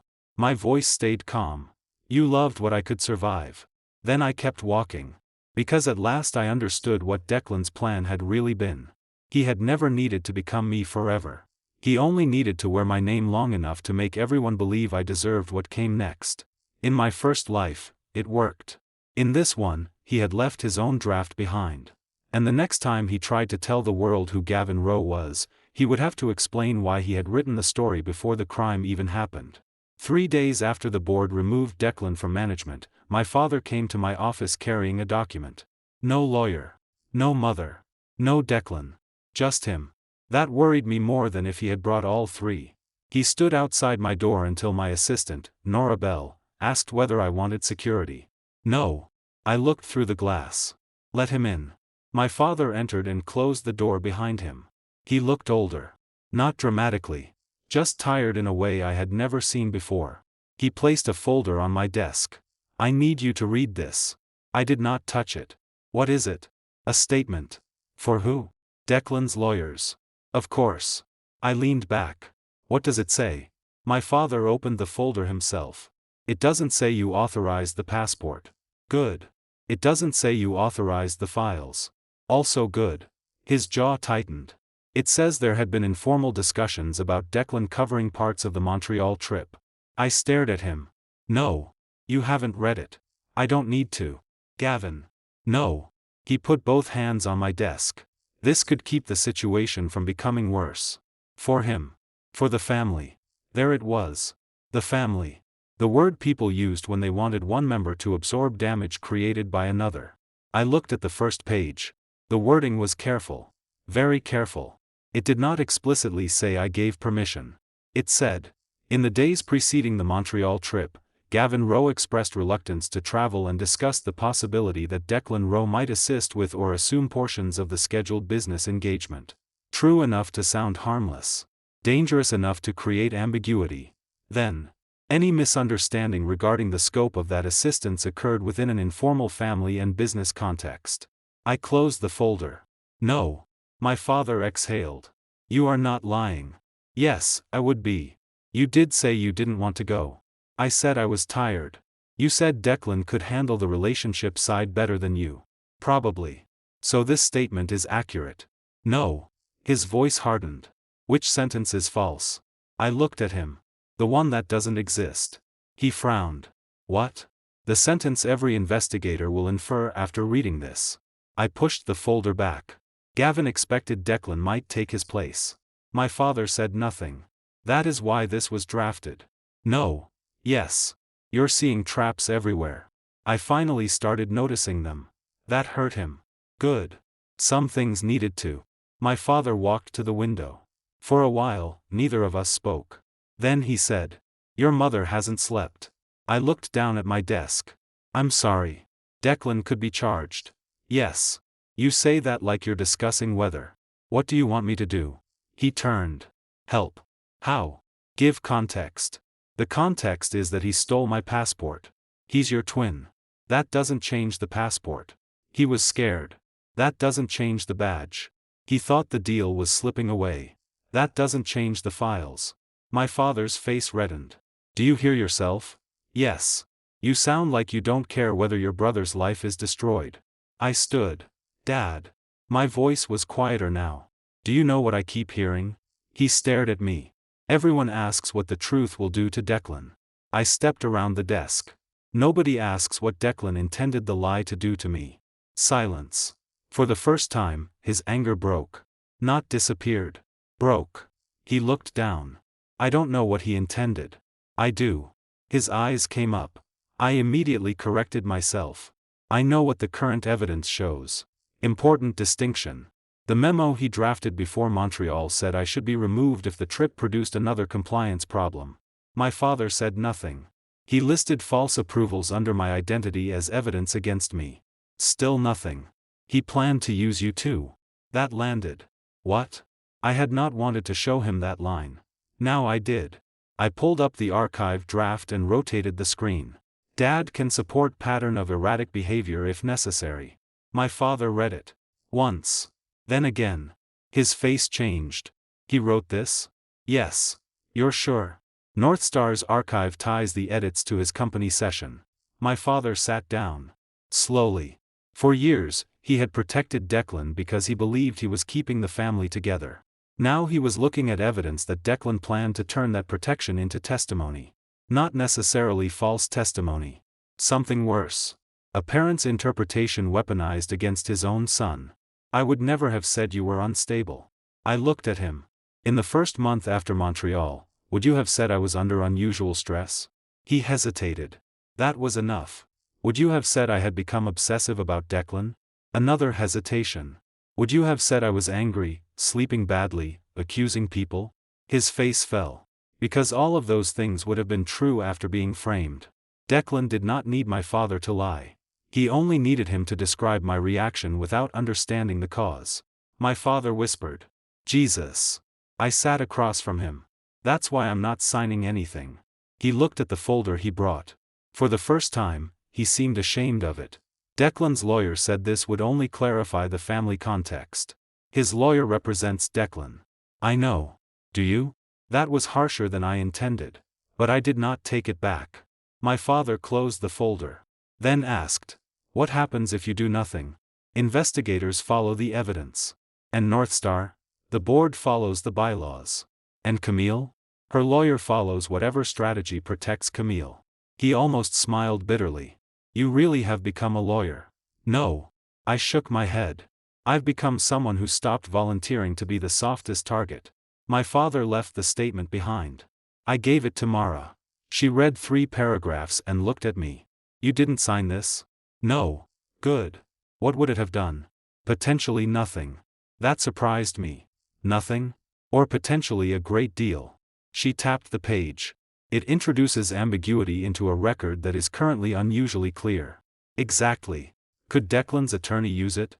He could argue the trip began as an informal substitution and escalated through misunderstanding. Even with the passport remains a serious fact. The files? Also serious. So why bother with this? Mara looked at me. Because cases are rarely won by making bad facts disappear. A pause. They're often defended by making intent harder to prove. That sentence stayed with me. Declan's current problem was not just what he did. It was whether people could prove why he did it. The false approvals. The pre-written board memo. Camille's texts. Kessler. Each pointed toward planning. My father's statement would blur the beginning. Turn theft into substitution. Turn impersonation into overreach. Turn design into confusion. The same weapon again. Ambiguity. I handed the folder back. Destroy my copy? No. Mara placed it in her case file. We preserve it. Of course. Even attempted ambiguity created evidence. The biggest development came the next morning. Not from Canada. Not from the FBI. From Ronan Kessler's lawyer. Kessler wanted to talk to Northstar. Voluntarily. That surprised everyone. Harold called me into a meeting at 8. Elaine joined by video. Mara sat beside me. Kessler's attorney had sent a letter offering cooperation regarding what he described as unauthorized commercial representations made by Declan Rowe. I read the sentence twice. Why now? Harold answered. Because whatever arrangement he thought he had is falling apart. Mara added. And because smart intermediaries distance themselves from people who suddenly become investigative liabilities. Is Kessler innocent? No one said that. Good. I had no interest in turning him into a hero. What does he claim? Harold opened the summary. Kessler said Declan approached him 7 months ago. Not the other way around. Declan represented himself as having authority to develop alternate licensing channels outside Northstar's normal process.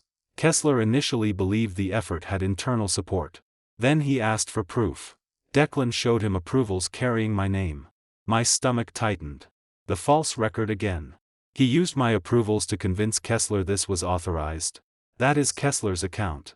Can he prove it? He retained copies. Of course he did. People who worked around risky deals kept paper. Not because they were ethical. Because they wanted leverage. Mara continued. Kessler also provided messages. I looked at her. What kind? One matters more than the others. She turned her laptop toward me. A message from Declan. 6 weeks before Montreal. Gavin signs the technical side. I handle the commercial side. If anything gets reviewed, his approvals cover the trail. I stared at it. Not enough by itself. But significant. Then another. 2 days before the flight. Montreal is the reset. After Monday, Gavin won't be in a position to block anything. My pulse changed. Same idea Camille had repeated. Not in a position to challenge. Not in a position to block. Different recipient. Same plan. Mara said, still subject to authentication. I know. But if authenticated, it materially strengthens evidence of intent. There it was. The midpoint theory was no longer only theory. Declan was not taking my name because mine was convenient. He was attaching misconduct to it because he wanted my authority removed. The goal had never been to replace me at a meeting. The goal was to make Northstar believe I had disqualified myself. Then Declan could step into the space. I leaned back. He wasn't trying to become Gavin. Elaine looked at me through the screen. What? He was trying to make being Gavin toxic. Nobody spoke. That was the cleanest description I had found. He wanted my name to accumulate violations until people recoiled from it. Then he would remain Declan. The safer twin. The reasonable twin. The successor. It was almost elegant. And if I had not been reborn, it would have worked again. At noon, Northstar's board formally began the process to remove Declan from his director position under the shareholder agreement's misconduct provisions. Not an instant vote. Not a theatrical expulsion. Notice. Council. Review. A hearing date. Corporate governance moved slower than revenge fantasies. I was grateful.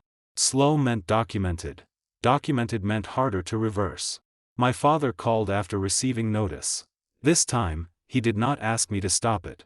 He only said, "Your mother wants to know whether Declan can still come home." I closed my eyes. Of course. That answer came easily. Whatever Declan had done, my parents could love him. That was not the same as protecting him from consequences. My father was quiet. Then, "I'm sorry about the statement. I did not rescue him from that either." Okay. I thought I was helping. I know. That doesn't make it better. No. Another silence. Then he said, "I should have asked what he did before asking what would happen to him." That was probably the closest thing to an apology my father had ever given. I accepted it for what it was. Yeah. That evening, Camille appeared at my apartment. She did not knock repeatedly. Did not cry through the door. She sent one text. "I have something that belongs to you." I almost ignored it. Then I checked the hallway camera. She was alone. I opened the door but did not invite her in. What? She held out a small box. Inside were photographs. Printed photographs. Engagement pictures. Family dinners. Vacations. One showed Declan and me standing on either side of Camille at my parents' Christmas party. Same face. Different suits. Camille pointed to the back. Someone had written names years ago. Gavin, left. Declan, right. What am I looking at? She swallowed. Declan used to make me practice. My skin went cold. Practice what? Telling you apart. I almost laughed from disbelief. That seems backwards. No. Her eyes filled. He would change clothes with you at family events. I remembered jokes. Declan taking my jacket. Me wearing his coat home by accident. People laughing. Camille continued. He wanted to know how long it took before people noticed. My expression hardened. When? 4 years.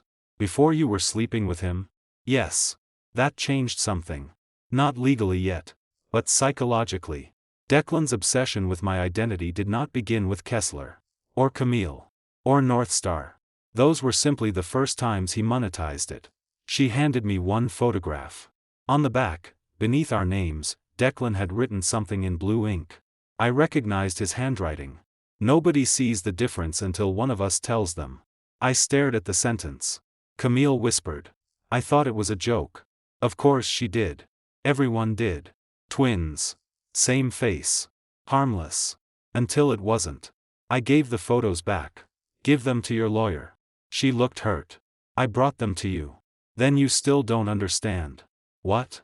I don't need more reasons to hate him. Her face fell. I need evidence handled properly. She nodded slowly. For once, she did not argue. Before leaving, she asked, "Do you hate me?" I thought about it. No. That surprised her. Why? Because I finally understand what you chose. Her eyes filled. And understanding made it smaller. She flinched. That was probably cruel. But true. For years, I had imagined betrayal as something enormous. Now I saw it for what it was. Two people making selfish decisions repeatedly because they assumed I would absorb the cost. There was nothing grand about it. Nothing romantic. Nothing tragic. Just choice after choice. Camille left. I closed the door. Then my phone rang. Mara. Gavin. Yes? We received notice from Declan's counsel. What now? He wants to meet. With me? Yes. Why? A pause. He says he can explain everything. I looked at the dark window. My reflection stared back. Same face as his. Again.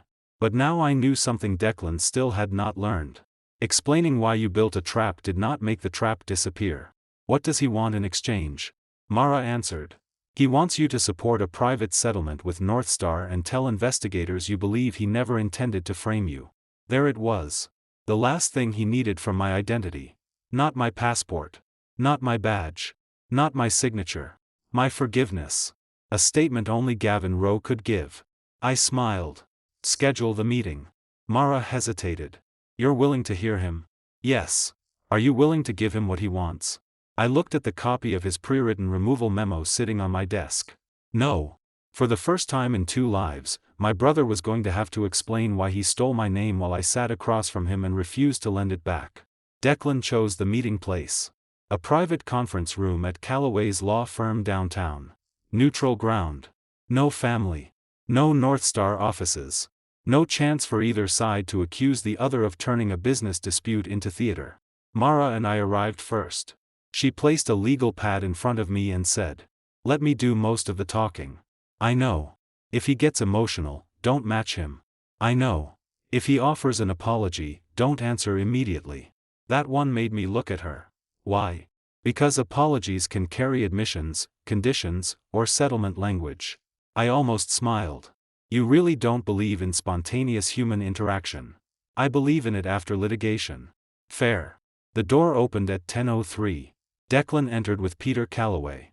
For the first time since Montreal, my brother looked tired. Not frightened.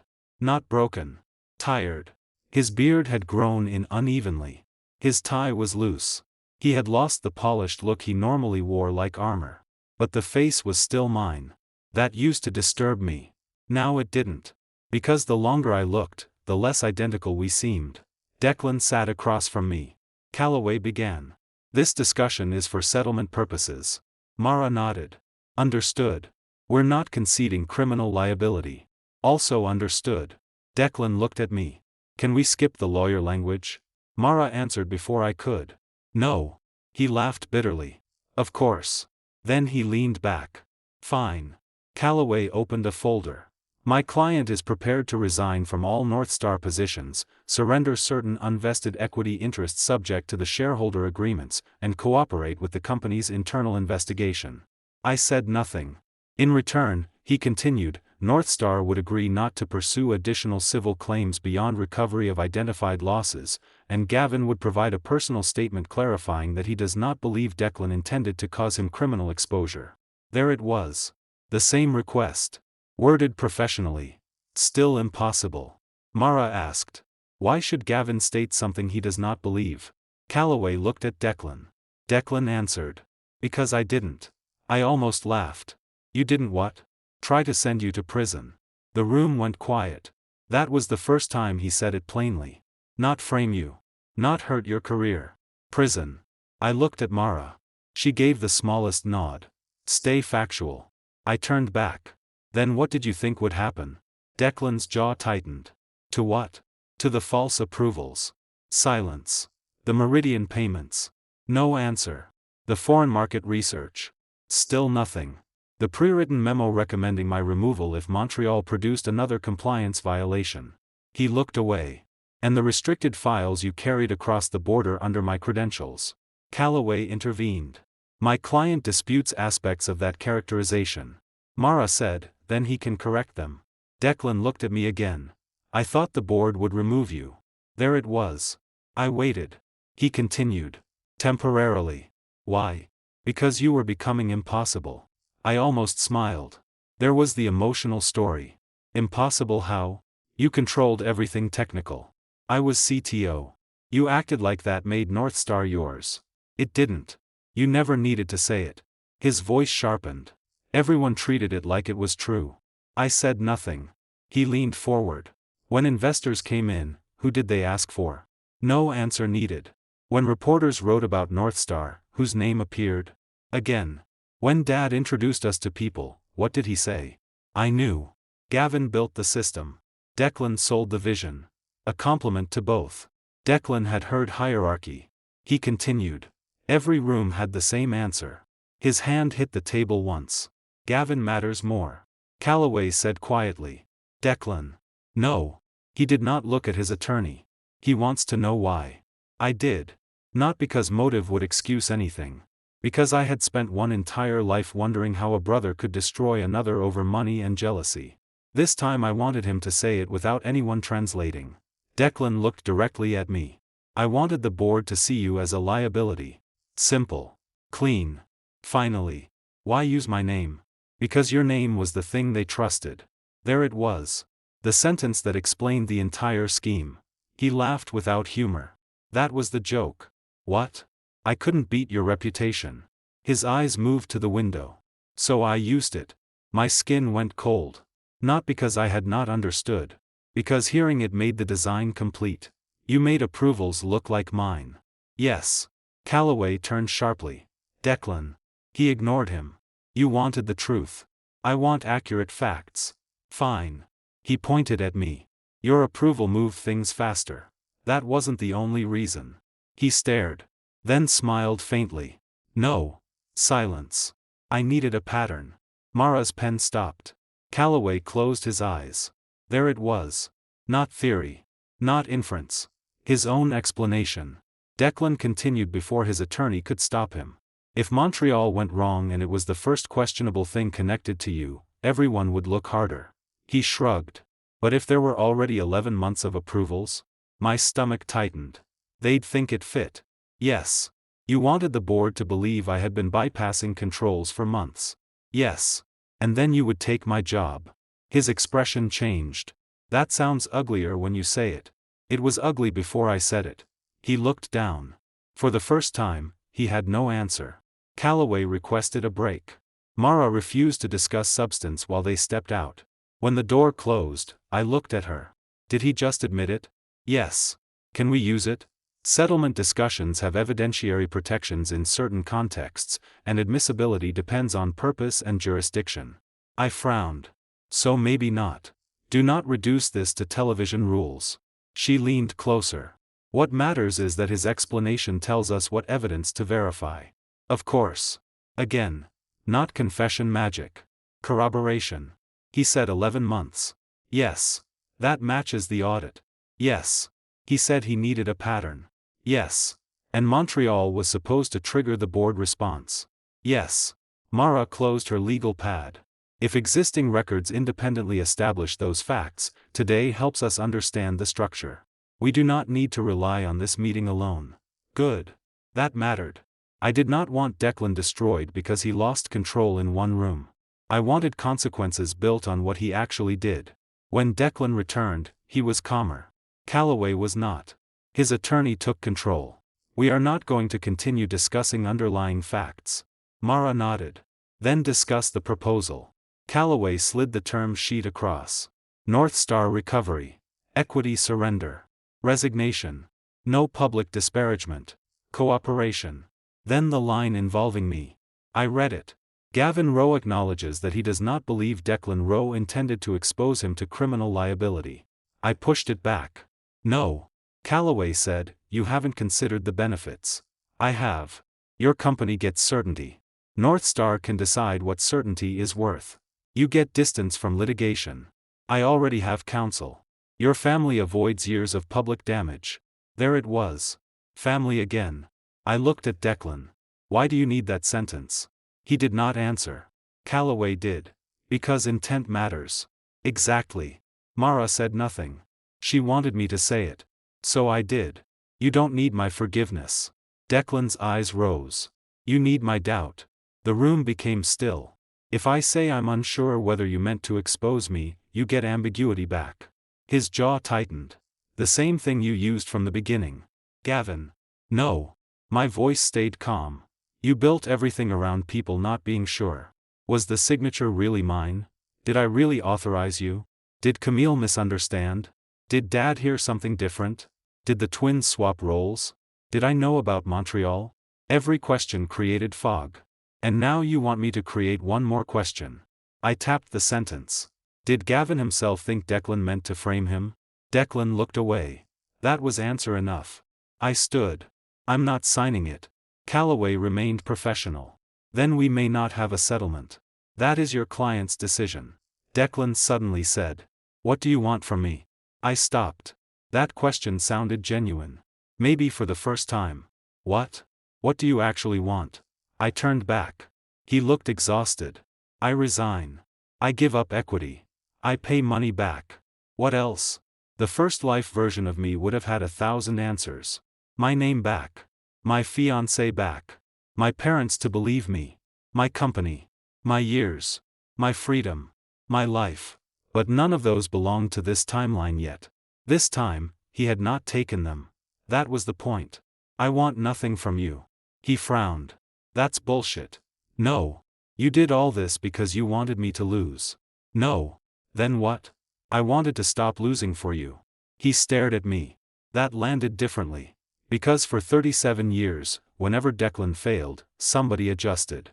My parents covered a debt. I fixed a client relationship. North Star gave him another chance. Camille fed his ego. Every consequence became someone else's responsibility. I continued. You still think there has to be a trade? What? You lose something, so I must be taking it. His face hardened. I'm not. You are. I shook my head. The board removed you because of what you did. The authorities are investigating because of what you did. Camille is cooperating because of what both of you did. I'm not taking your life. A pause. I just stopped standing underneath it when it fell. Declan stared at me for a long time. Then whispered. You always thought I was weak. No. That answer came easily. I thought you were my brother. For some reason, that hurt him more. The settlement meeting ended without agreement. By 4 that afternoon, North Star's board counsel circulated the materials for Declan's formal removal hearing. The evidence had narrowed. That mattered. No more hunting for endless secrets. No more broad accusations. 4 things. First. He knowingly used my stolen identity documents and corporate credential. Second. He created or participated in a pattern of false approvals tied to my name. Third. He used those approvals to support unauthorized consulting and payments involving Meridian Trace and Kessler. Fourth. He prepared a management removal memorandum before Montreal that treated the planned Montreal compliance failure as the final justification for replacing me. That was enough. The rest was context. Camille's affair. My family dynamics. His resentment. Painful. Relevant to motive. But not the spine. The spine was simple. Declan manufactured a record in my name, then planned an event that would make the record look real. The board hearing was set for Friday. Thursday night, my mother asked me to dinner. This time, Declan was not there. Just my parents. I went alone. No Mara in the driveway. No evidence folder. No company discussion at first. My mother made salmon. My father overcooked vegetables. Normal. Almost painfully normal. Halfway through dinner, Mom set down her fork. Declan called. I waited. He says you won't help him. I nodded. I won't lie for him. She looked down. He said you refused a settlement. Not exactly. What did you refuse? A statement about his intent. My father understood immediately. He wanted Gavin to say he didn't mean to frame him. I looked at Dad. He had clearly read more since our last conversation. Mom's eyes filled. Did he? That was the question. Not whether Declan committed every offense prosecutors might eventually allege. Not whether one specific statute applied. Something more personal. Did my son intend to destroy my other son? I answered carefully. The evidence shows he intended Northstar to believe I had been committing compliance violations so the board would remove me. My mother closed her eyes. And then? He planned to take my authority. That's not prison. No. Important. I would not exaggerate. But he also used my identity to move restricted files and create false approvals. What legal consequences follow is for investigators and courts. She nodded slowly. Then asked, why didn't you tell us when you first suspected him? Because in the first life, I had. And they had doubted me. I could not say that. So I answered with this life. Because I needed records before arguments. My father looked at me. That was probably wise. Coming from him, that meant more than he knew. My mother began crying. Quietly. I keep thinking about when you were boys. I said nothing. He used to sleep in your bed when he had nightmares. I remembered. He followed you everywhere. I remembered that too. How does someone go from that to this? I did not know.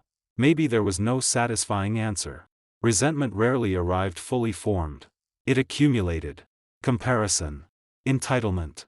Small excuses. A joke about switching places. A borrowed jacket. A signature no one checked. A payment no one questioned. Eventually a person discovered he could cross another line and still be loved afterward. So he crossed the next one. I said. I don't think one thing happened. My mother wiped her face. Can you ever forgive him? I thought of the first life. The prison van. My name on the jumpsuit. Then of this life. The aircraft lifting off without me. Declan landing with my passport. The board finally looking at dates instead of faces. I don't know. That was honest. And for once, nobody asked me to decide immediately. Friday's board hearing began at 9. Declan attended in person. 7 directors. Outside counsel. Harold. Mara attended as my counsel, though I was not the decision maker. I gave a short factual statement. No speech. No revenge. I described finding my passport and badge missing. The security video. My pre-departure report. The unauthorized access. Then I stopped. Declan's counsel argued that he had acted recklessly but without the broad intent Northstar attributed to him. They challenged inferences around Kessler. They emphasized that some questionable approvals involved legitimate consulting work. They argued that the leadership memo reflected contingency planning rather than a completed scheme. Reasonable advocacy. No cartoon villainy. Then Derek presented the timeline. False approvals first. Meridian payments. Kessler correspondence. The Monday download. My stolen credential opening the conference room.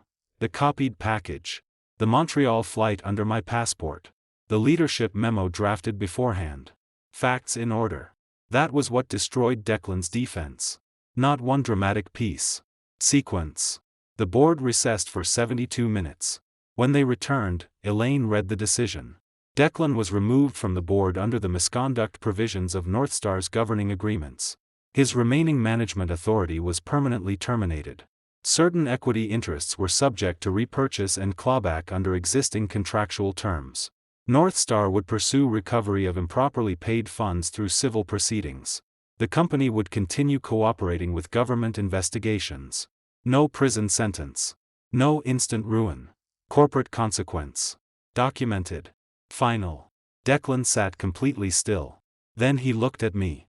Not angry this time. Empty. For years, he wanted my place. Now he had lost his own. Afterward, he caught me in the lobby. Security stayed nearby. He did not touch me. Gavin. I stopped. He held something in his hand. A North Star access card. His own. Disabled. He looked at it. Then at mine clipped to my jacket. You win. I shook my head. No. He laughed softly. Still doing that? Doing what? Pretending this isn't about winning. I looked at him. Then at the card. You still don't understand. What? I didn't want your seat. He looked confused. I wanted mine to stop being available to you. For once, he had nothing to say. I walked away. At 4:38 that afternoon, Mara called. I had just returned to my office. What happened? Federal investigators requested another interview with Declan. That's not surprising. No. Her voice was measured. This part is. I waited. They also requested preservation of communications relating to the Monday flight and the pre-written leadership memo. My pulse shifted. Meaning? Meaning the investigation is narrowing around whether the identity misuse was part of a deliberate plan to attribute the compliance breach to you. There it was. The final line. Not yet a charge. Not yet a verdict. But no longer merely a stolen passport case. The question at the center was finally the right one. Did Declan accidentally wear my name? Or did he build a false Gavin Rowe so that when the system looked for a guilty man, it would find me? In my first life, everyone asked that question after my reputation was already destroyed. This time, they were asking it while I still had my freedom. My company. My name. And most importantly, the evidence. I looked through the office glass at North Star's engineering floor. People working. Phones ringing. Normal life continuing. The first time around, I believed surviving meant proving I could endure whatever Declan did. I was wrong. Surviving meant refusing to stand where he expected me to be hit. I let him take the flight. I let him wear my name. And now, for the first time in his life, Declan was learning the difference between borrowing another man's identity and inheriting the consequences attached to his own choices. The federal investigation lasted 11 months. That surprised everyone except Mara. My parents expected something dramatic within days. Declan expected a decision within weeks. Camille kept asking her lawyers when the situation would finally be over. Mara gave me the same answer every time. Real investigations are slower than rumors. So I waited. Not passively. North Star rebuilt its controls. Every executive identity credential was reissued with stronger authentication. Restricted engineering access now required independent approval when technical data was prepared for international travel. Legacy aliases were removed. Executive approvals above defined thresholds could no longer be validated by exported PDFs. And, at my insistence, the company added something that had nothing to do with twins. No single executive could create a vendor, approve the vendor's first contract, and authorize its first payment. It should have existed years earlier. Declan exploited our weakness. That did not mean the weakness disappeared when he did. For once, North Star learned the right lesson. My life changed more quietly. Camille moved out of the condo we had chosen together. Her lawyers arranged return of the remaining property from our engagement. The ring came back. I sold it. Not dramatically. No symbolic trip to the ocean. No smashing it with a hammer. I sold it through the same jeweler who had made it and moved the money into an employee education fund at North Star. The ring had been expensive. The lesson had been more expensive. At least one of them could still be useful. Camille's family trust became her problem. Her father, Warren Avery, called me once. I almost did not answer. Then I did. Gavin. Mr. Avery. Camille told me the engagement is over. Yes. She also told me enough to understand why. I waited. He sounded exhausted. I need to ask something uncomfortable. Go ahead. Did you know about the trust condition? Not until after Montreal. Silence. So you didn't agree to marry her for that purpose? No. Another silence. I'm sorry. He sounded like a man apologizing for something he had not done. You don't owe me that. I raised her. That still doesn't make her choices yours. He was quiet. Then. You're more generous about that distinction than I've been. I understood what he meant. Parents like to believe children's failures were reflections of their parenting. Sometimes they were. Sometimes adults simply made decisions. Camille had. So had Declan. The government eventually separated the conduct into pieces. That mattered. The public version of a scandal wanted one giant charge. Reality was less convenient. There was the passport misuse. The false identity representations during international travel. The unauthorized use of corporate credentials. The false approvals. The meridian trace payments. And the handling of controlled technical information. Different facts. Different legal questions. Different levels of proof. Mara warned me repeatedly not to predict charges. So I didn't. By then, I had learned to appreciate uncertainty when it was honest. The first life had been destroyed by manufactured uncertainty. This life was protected by documented uncertainty. Those were not the same thing. Camille cooperated early. Not nobly. Strategically. Her lawyers negotiated restitution relating to Meridian Trace and her participation in the false approval scheme. She admitted that she had taken my passport and badge. She admitted that she knew Declan intended to travel as me. She admitted that she expected to marry me despite the relationship with Declan because of the trust condition. Ugly facts. But facts. Her cooperation reduced some of the exposure she faced. It did not erase it. She eventually pleaded to a federal false statement-related offense connected to the travel investigation and agreed to restitution in the corporate matter. No dramatic 10-year sentence.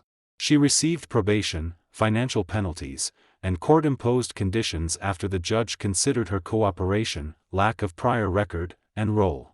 Some people online called that too lenient. Others called it fair. I did not comment. I had stopped measuring justice by how satisfying it looked from the outside. The important part was simpler. Camille could no longer use me as the cost absorber. Her consequences belonged to her. Declan fought longer. Of course he did. At first, he blamed Camille. Then he blamed Northstar's weak controls. Then he claimed the Montreal trip had begun as an informal substitution that spiraled beyond what he intended. Then investigators authenticated more of the Kessler communications. Then they reconstructed the false approval sequence. Then Northstar produced the archived leadership memorandum. The case did not become stronger because of one magical piece of evidence. It became stronger because every explanation had to account for the same sequence. False approvals began. Money moved. Kessler appeared. My identity accumulated compliance problems. A leadership memo anticipated my removal. Then Declan took my passport, my credential, my travel slot, and the restricted files to Montreal. At some point, coincidence stopped being a serious explanation. 7 months into the investigation, Declan asked to see me again. I refused. Not out of anger. There was nothing left to discuss. He sent a letter through his attorney anyway. Mara read it first. Then asked if I wanted it. Yes. The letter was handwritten. No legal language. No demands. For the first time, no request that I save him. He wrote about being 8 years old and switching our names at summer camp. About how everyone laughed. About how easy it had felt to become me for 5 minutes. Then he wrote, I think I spent the rest of my life trying to make 5 minutes permanent. I read that sentence twice. He continued, every time someone trusted you more, I told myself they had only picked the wrong twin. Every time you succeeded, I treated it like something stolen from me. Eventually I stopped wanting my own life. I wanted proof yours was never really yours. That was probably the most truthful thing Declan had ever given me. At the bottom. I know saying I'm sorry does not repair anything. I'm saying it because I should have said it before I needed anything from you. No request. No settlement. No, brother. Just apology. I folded the letter. Mara asked, are you going to answer? No. Why? Because I believe him. She waited. That doesn't require a response. For once, silence was not erasure. It was a boundary. The formal resolution came 11 months after Montreal. Declan entered a plea agreement. The exact legal language was narrower than the story people told online. That was normal. He admitted to knowingly using identification that was not his in connection with the travel scheme and to participating in fraudulent corporate transactions involving false approvals. The export control conduct remained part of the factual record, but prosecutors did not pretend every compliance concern was automatically a separate dramatic felony. The plea focused on what could be proved cleanly. At sentencing, the judge discussed planning, abuse of trust, financial harm, the effort to shift responsibility, Declan's lack of prior criminal history also mattered. So did restitution. So did his eventual acceptance of responsibility. He received a custodial sentence. Not life. Not 20 years. Long enough to be real. Short enough to remind everyone that court sentence offenses, not betrayals. North Star had already recovered part of the Meridian losses through civil claims, insurance, and negotiated repayments. Declan lost his remaining North Star position permanently. His repurchase and clawback provisions reduced his equity significantly. The company did not collapse. It did not become a global empire overnight either. It simply continued. Which was more satisfying than I expected. Because the first life had taught me to imagine justice as destruction. This life taught me something better.